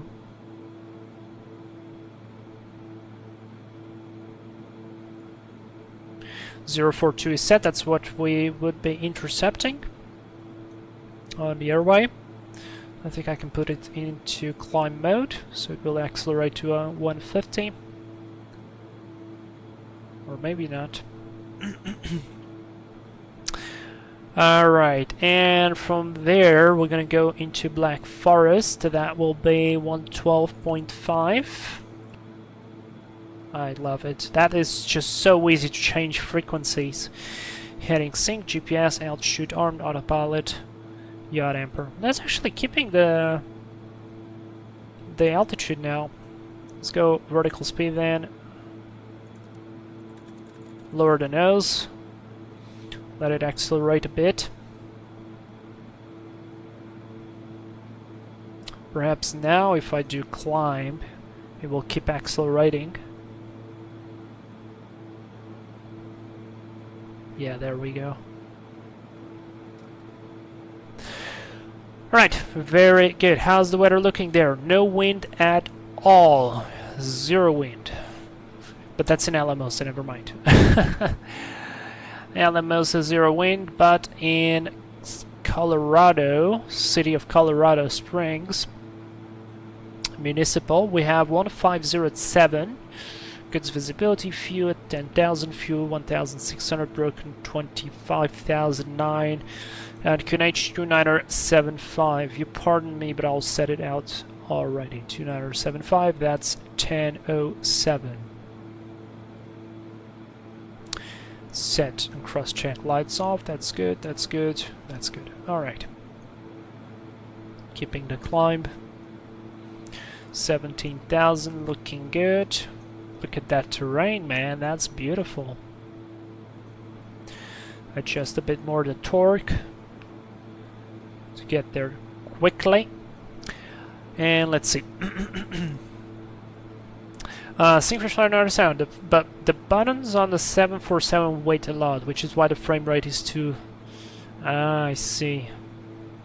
Cooler, I have the feelings now if you ever want to hire me. Why not? You can check, that's 1,000 to go. Let's go perhaps a bit higher. Let's go 19. Let's go 19, why not? Let's go 19, just adjust here to 19, set. Fantastic. Still a good landing. Well, yes, it was a nice landing. And I'll think about it. I want to see first how I manage the airplane. I still need to learn a couple of stuff, a couple of things, get a bit more familiar with the airplane, and then we'll talk through. We'll talk through it. All right, I need to see what approach are we going to be doing here in Colorado. I think I would take runway 17 right. Do we have GPS? We do have GPS. Yes, we do. We have an LPV again, and we have an authorization required, which would be amazing to do, but I don't think we can do it because this airplane is not authorized to do it. Do we have here an airspace entry? Yeah, that's fine. Alright, let's see. Procedure. Approach. Approach. 17 right. Yeah, there is only one. The rest is visual. So, 17 right, Yankee. GPS 17 right, Yankee, yes. So again, we have the code, we can confirm it. And let's see. 70 left. I put the wrong one. See, the code saved us. 72800, Whiskey 17 Bravo, that's correct. So we start at Fabla. Wait, we can actually change the transition. I want to go from Hedon. And we leveled off.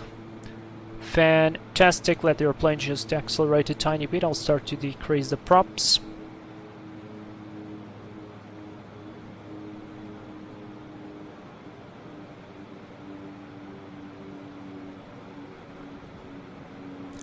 Prop sync on, soft ride on, torque is good, how we're looking in terms of fuel, fantastic, speed is fantastic, everything is excellent. So let's continue to check. So Hedon to Fabula 261, 7.3 miles, that's right. Fabula 173, that's within 1, it's all the way down there, 5.9. Right, then 3, that's right, then 1.6, that's right, 1.2, right, 0.6, and 1.4, that's 1.8, it says 2 here, that's until the missed approach, I believe. Minimus, Jesus Christ, that scared me, 6,377, so 6,377 minimums. And then I believe climb to 7,000, climbing left turn to 9,000, so that's the point for the mist. Left hand turn to 9,000, direct to Drake and hold, there's the Drake, and I believe there's the hold into Drake. Fantastic, so I can load the approach. So we fly all the way until Black Forest.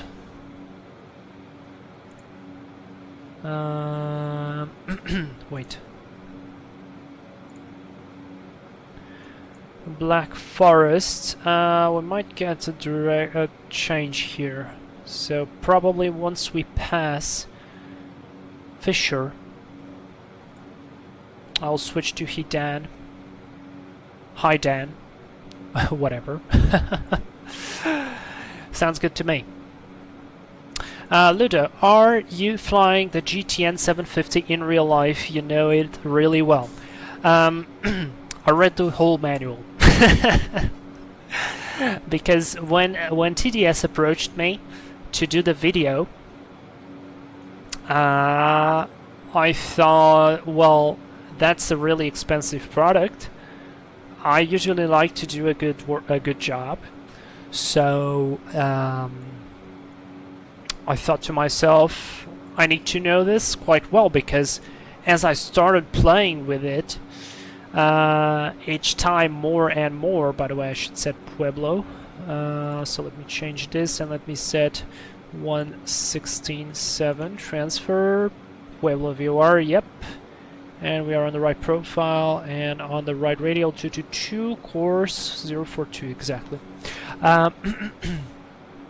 So I really learned the GTN 750 because it was like so amazing and so many possibilities, and it allowed me to open up the full potential of this add-on, and it's really cool. If you ever get it, whoever is watching, I highly suggest you to read the manual, because it will allow you to understand exactly what you can do with this thing, and you can do a lot of stuff. Like, it's very simple to use,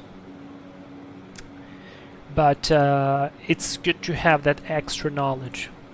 Let's check how are we looking in terms of rain prediction. Compute rain. Rain is available now. We don't have any backup for the 17, right? Because it's just GPS. So if something goes wrong, I will be flying to at least to Pueblo probably, or to Black Forest, something like that. So we have both of those already here. Both are identified here, pub and BRK, so that's correct. And I wanted to check how much fuel do we have. So at this cruising, we have still 2 hours and 30 minutes of flight time, 226 kilos. I mean, I love the screen. This is fantastic, and it shows us already what is going to be our arrival at the destination. So how much fuel are we going to have there, how much fuel we're going to have there, let's say we need to hold or whatever. It is really cool. So yeah, look, you can even calculate total air temperatures -9, so this should be higher than the outside. The outside is -18, so ground speed, rear speed, density, altitude. So yeah, see, because the air is, I mean, actually we should be flying at 29092, that's my mistake. 29092, 1013 here. Get back there. But yeah, that looks really cool.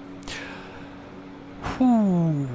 And my head feels a little bit a little bit sore now. I've been talking a lot. Tailwind component, headwind component, wind speed, all that stuff. 41 knots. Yeah, absolutely right, dude. This add-on is very cool. I can put some scheduled message, periodic. Hit the like button if you haven't already. You can do it. 1 minute. No, wait. 1 hour and 35 minutes to go. Can I change this? Reset timer, edit message, timer 15 minutes. Every 15 minutes. Let's do every 30 minutes. Enter. Now every 45. Let's do 45. Hit the like button every 45 minutes. A message will appear. Flight timer. So our departure time was 1742 on power on, and 2 hours and 5 minutes have passed since we started the engine, so that's pretty cool.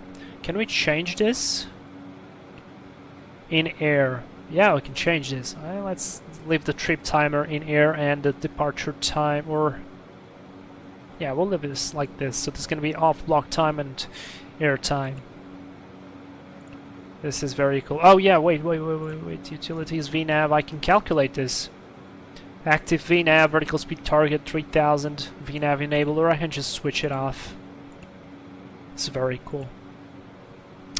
Martin, any tips or tricks studying for meteorology, instrumentation, and general navigation? Martin, understand the basics. Always. This works always. If you understand the basics, that will help you a lot. Like, actually a lot. For instance, like I can give you an example. I was doing some tutoring today for Principles of Flight, and there was a question regarding, it was like, how does the center of gravity affect the minimum control speed? And so the student was actually, he was doing the right thing. I mean, he was thinking the right thing, but in kind of a wrong sense. And not because he was missing the basics, he kind of knew the basics, but sometimes it's harder to get the basics there. And he started saying something that was exactly right. And he said like, well, with an aft CG, we're gonna have a more maneuverable plane, and that will be better for us to, well, when we will be on a minimum control speed. And I said, well, okay, but back to basics. What does the minimum control speed stands for? What situation does it apply for? And then we ended up, like, he started developing that. I started asking for the basics, and then he actually got to the point that, oh, well, yes, the CG affects the arm because it's the distance from the CG to the rudder, and when we have an engine failure, that's what the minimum control is for, to keep the airplane controllable. So the larger arm you have, the more effectiveness you're going to have into your flight control. So the more forward CG it is, the more effective your rudder is going to be. And then he got it right, it was all good. But it's like these small things, understanding the basics, understanding the concept of things is very, very crucial. Papa Kilo, every 15 minutes is good. I think 15 minutes is a little bit too much. I mean, look, we are streaming for 2 hours and 16 minutes. We would have at least 2 notifications at this point at 45. It would be 15 minutes. We would have 4, 8, 9 notifications. I think that would be a bit too much. So yeah, always understand the basic concept. That is very important.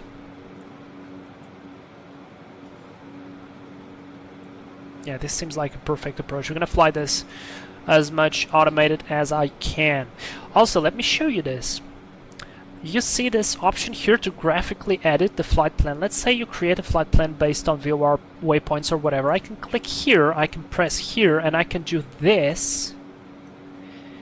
And probably because this is an approach, it will not allow me, but if it's an en-route segment, it would be actually allowing me. Or actually, never mind, it doesn't allow me now because I think we are... Oh yeah, there you go. See? Boom. I just added that airport in. Or let's say I want to pass, what is that? That's some area, or I want to... let's say the ATC tells you fly via that waypoint. You can just drag it to Frano, boom, it's done. It is amazing. We could actually do this instead of flying direct to Bravo Romeo Kilo.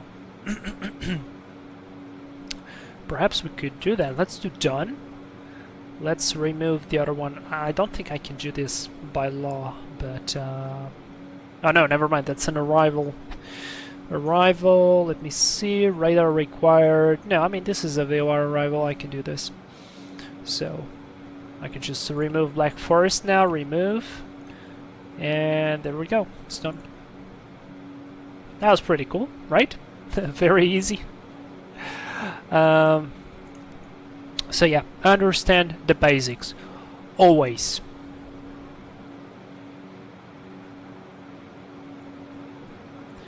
It is extremely important.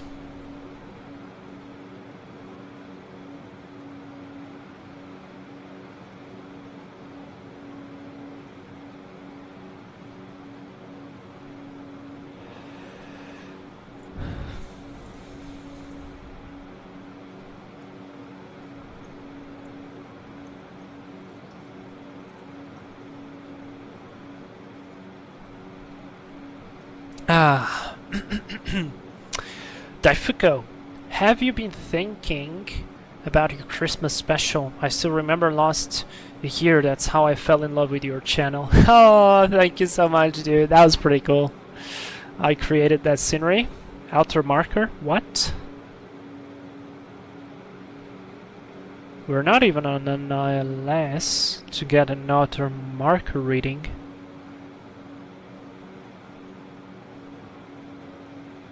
That was weird. But I'll take it anyways. Yes, I am thinking about my Christmas special. Like, I know what I want to do. I haven't yet picked the place where I will be flying, but I know what's going to be the idea.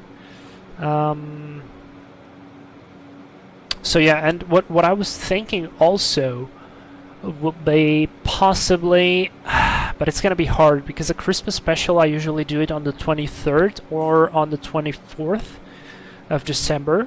So people will be actually celebrating Christmas. So I thought about making it somewhat of a group flight, but at the same time I don't think it's a very good idea. So yeah, but anyways, it's I'm thinking of it. I'm definitely thinking of it. It should be pretty interesting, and we should get the perfect plane for it very soon. I hope. I hope so. Martin, appreciate that. Australian exams are quite different. I'd say they're more practical to the flying part rather than the theoretical. EASA is quite content heavy. Oh yeah, Martin, absolutely. But again, I think, you know, it kind of goes to the same point, because to, like, if you understand the basics, like 99% of the basics are 100% related to the actual flying. Like, all of that to a certain degree is useful to understand.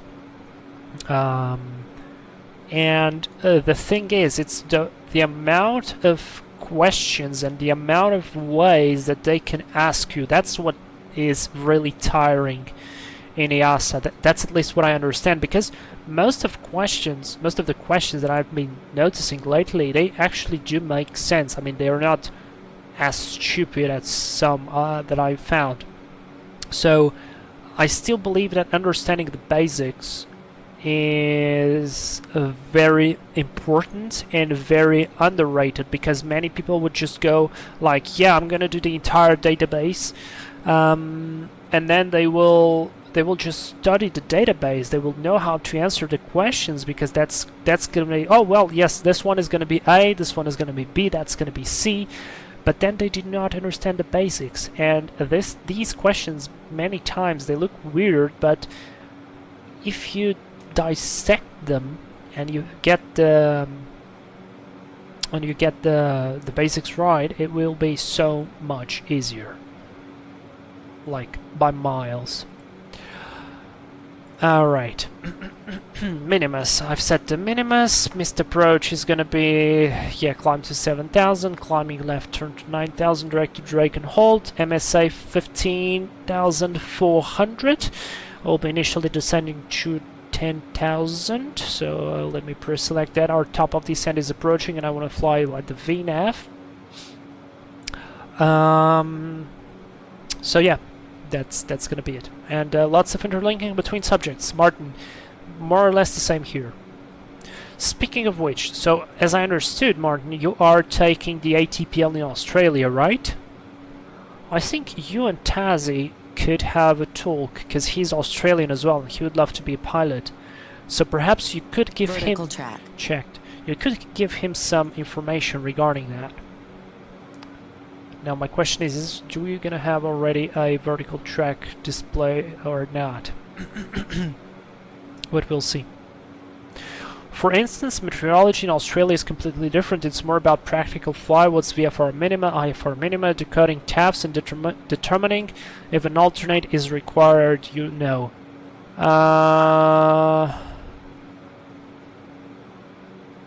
Alright. I see. Well, we do that as well. We have to know the VFR minima, we have the IFR minima, we decode the TAFs, we decode the METARs, but again, we just don't limit ourselves with the TAF decoding. We have to understand how they are coded and all that stuff. Let me see glide slope. Is it gonna do it or not? That's my question.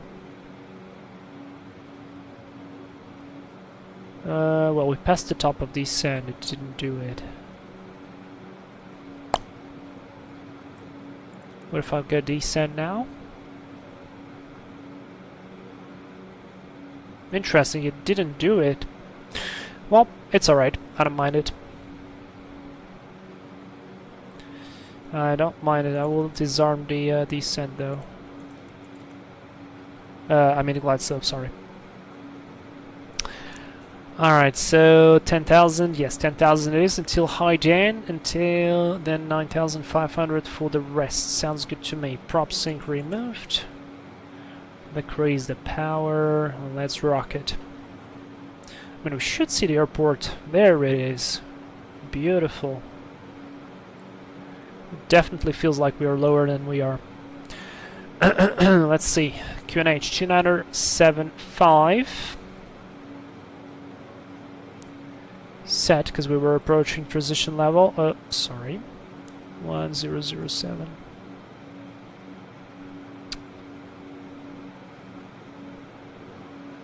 Perfect. So yeah, we are also doing all of that, and yeah. And Mark, negative. I'm doing CASA going to EASA. I don't know what's CASA though. Sorry, can you please elaborate on that? German flight simmer. Hey, terrain looks great. What ground textures are these? Welcome to the stream. This is map enhancement with Bing Source. Yeah, it's Bing Source. I've been using Bing lately, and I've been really liking it. And now the map enhancement actually features a fallback option, and I use ARC as a fallback option. But so far Bing has been very steady, very nice. CASA is just Australia's Civil Aviation Authority. Ah, okay, got it. Well, if you still got the Australian back then, maybe you can still give him some information. I don't know.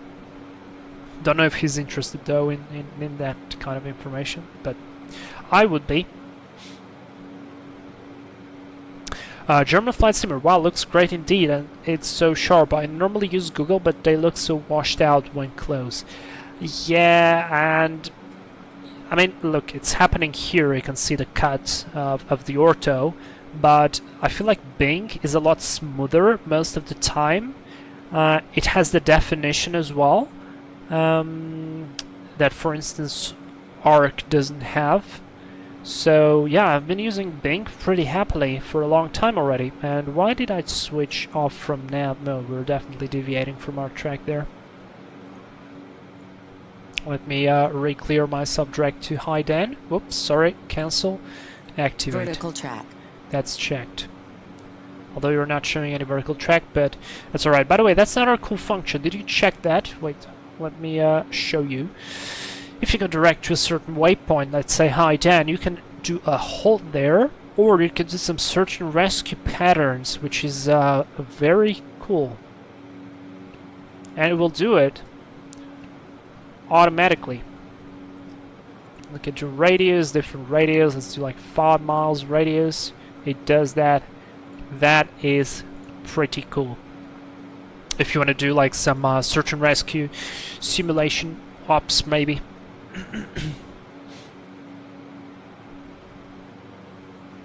A couple differences between CASA and EASA, I'll be honest. First time using radios in Europe was fun. They are not used to relaxed, chill Aussie accent.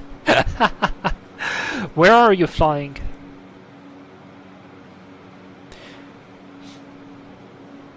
Where are you flying in Europe?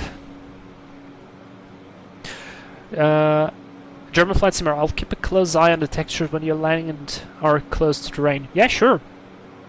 I mean, they are not amazing everywhere, but they are pretty good. I also don't think I have the highest option, so in terms of quality-wise, but I'll take that. At least I'm happy, you know. Okay, we are 4 miles to go, passing 12,000, so that's 2,000 to go. From there, we should be descending to 9,500, so I believe I will already pre-select that. 9,500 is pre-selected. We need to set our landing altitude, which is going to be 6,400 plus 5, so 6.9. I mean, it's honestly, it's like this. It should be actually here. There's our landing altitude.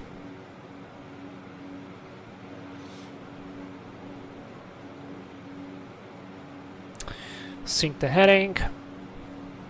So we are approaching 10,000. We're actually 10,000 AGL, so I'm going to go recognition lights on. And no engine anti-ice for now. Don't need it.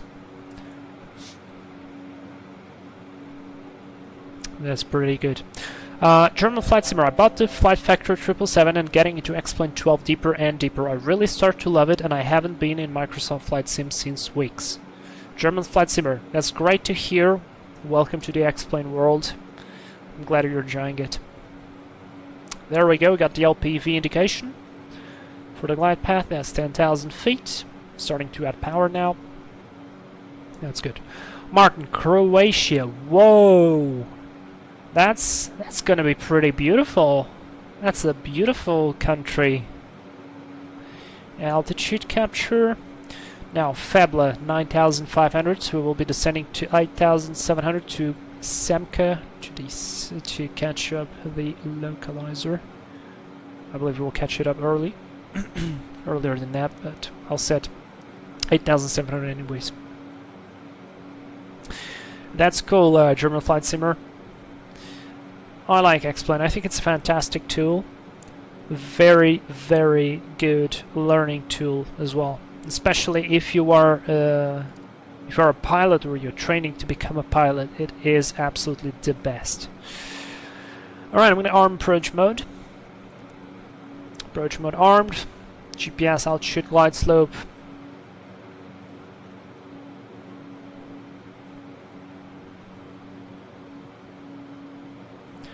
Let's go descend. 8,700 as we pass Fabla, sorry.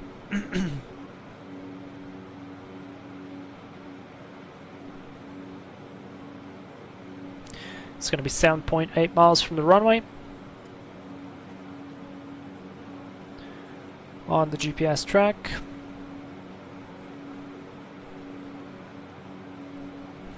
Martin, coffee on me.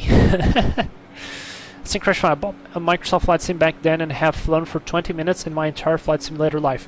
That's a very similar experience to mine, because essentially it would just crash the entire time. I could never properly do a proper flight on it, which is kind of a shame, because I honestly wanted to try to give it a chance. So I honestly tried. Alright, we leveled off slightly below. Why are we slightly below? Please stop descending. 8.7. Missed approach is 9,000, so I'll set that. 9,000 feet is set. 1 dot above. Let's pass the city, so we get a little bit of make a little bit less noise, but I'll start to decel. There's glide slope. Fantastic.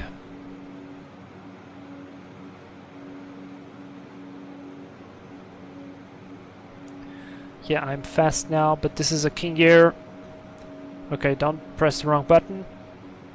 Yes.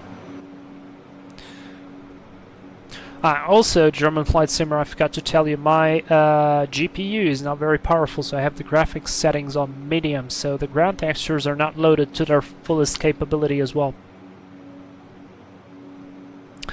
Alright, there's 160. Let's go gear down. Flaps approach. Landing lights on. Reverse not ready, that's checked. Gear down 3 green. Get the taxi light on as well. And 7 degrees, that's checked.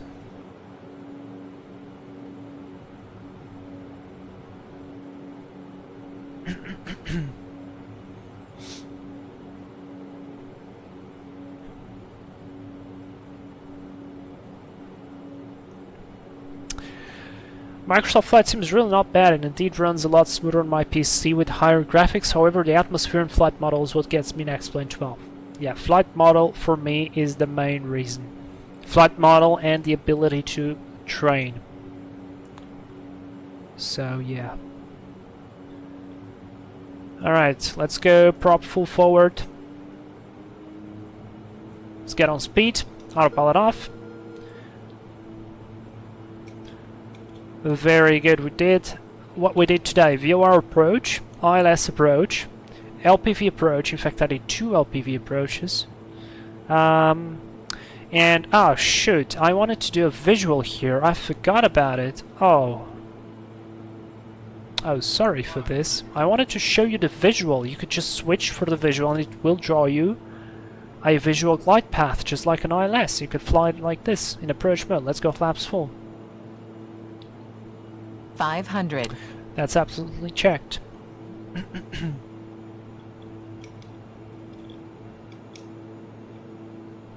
So fly direct is off.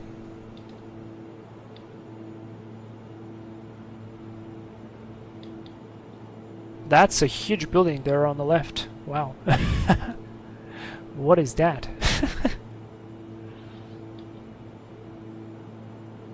Bit high. I mean, we are fine on the glide slope, not on the lights. And we're visual. So it's all good. 100. 50.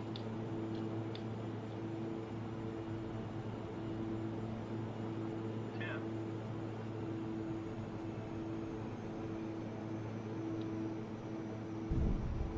Ah, very good. Reverse. I'm not even braking, it's just the reverse.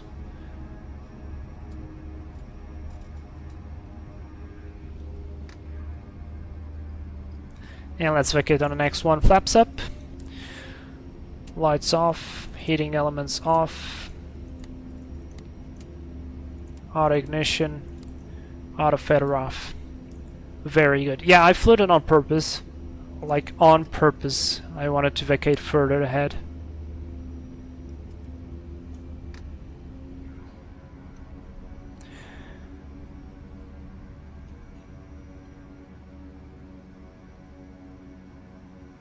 That was a bit of a weird taxi out.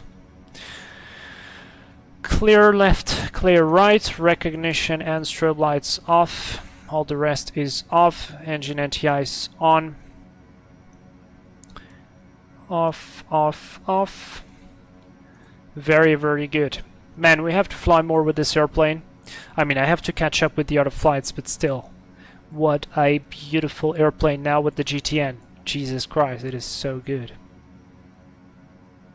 Right, let's stop inside the hangar. I never did that before. Let's do that. I want to stop inside the hangar. Take the headset off. Yeah, I want to go inside that hangar.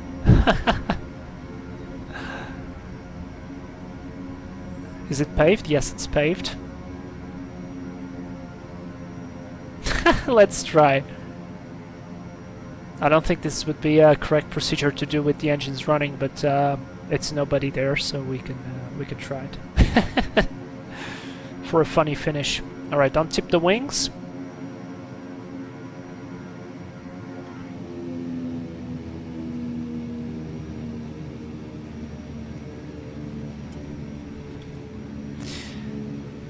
All right, turn it around.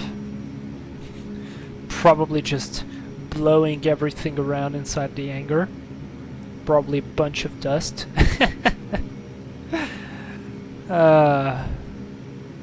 Alright, let's stop here.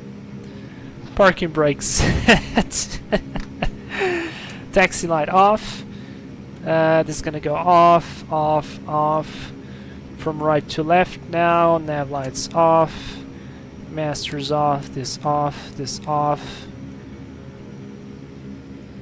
Engine cut off. Below 30% on the turbine. Feather the engines.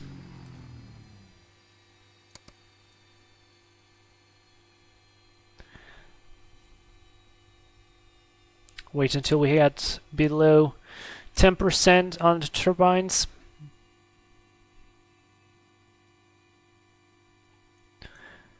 There we go. Boost pumps off. Beacon light off.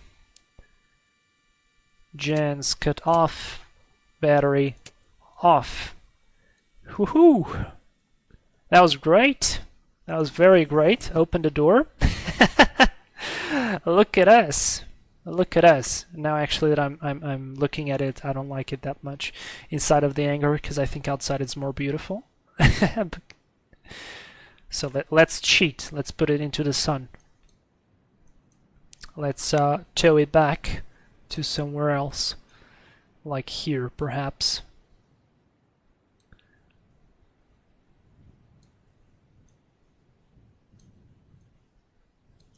Yeah, that's better. That's some outside view. Yeah, with the mount, look at that. Oh yes. Whew. Well guys, I hope you enjoyed that one. That was a bit of a different IFR stream. I tried to go through as much stuff as I could while showcasing the GTN, showcasing the King Air, showcasing actual real-life procedures for instrument flight. So I hope you enjoyed all of that.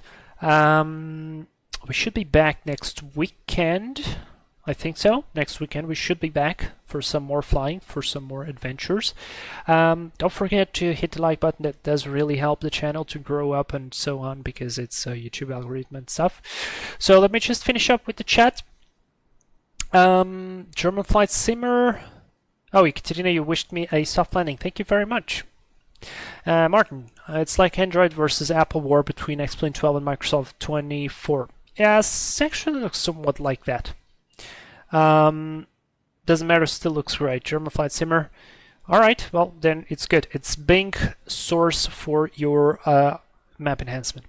I was in Chicago recently and explained in real life it's covered in snow at the moment. There is no snow at all at the moment in Chicago and explain. Real world weather is something they could work on. Oh yeah, that's one of the things that many people referred to, complained about, and yeah, it's definitely on the works. At least I believe so. Martin, great landing. Thank you so much. Floaty, but you had plenty of runway, and that was exactly why I floated it. German flight simmer, now do a run up. Daifuku, great stream, very interesting. And interesting, you had a peak of 27 viewers. That's very good. Thank you so much to each and every one of you. There you go. For being here, for spending your time deciding to watch me. I hope you learned something good. Daifuku, you're welcome. Cooler, you're welcome. I'm glad to have you here, guys. It's amazing because I can actually practice myself, learn stuff, watch new things, show you stuff.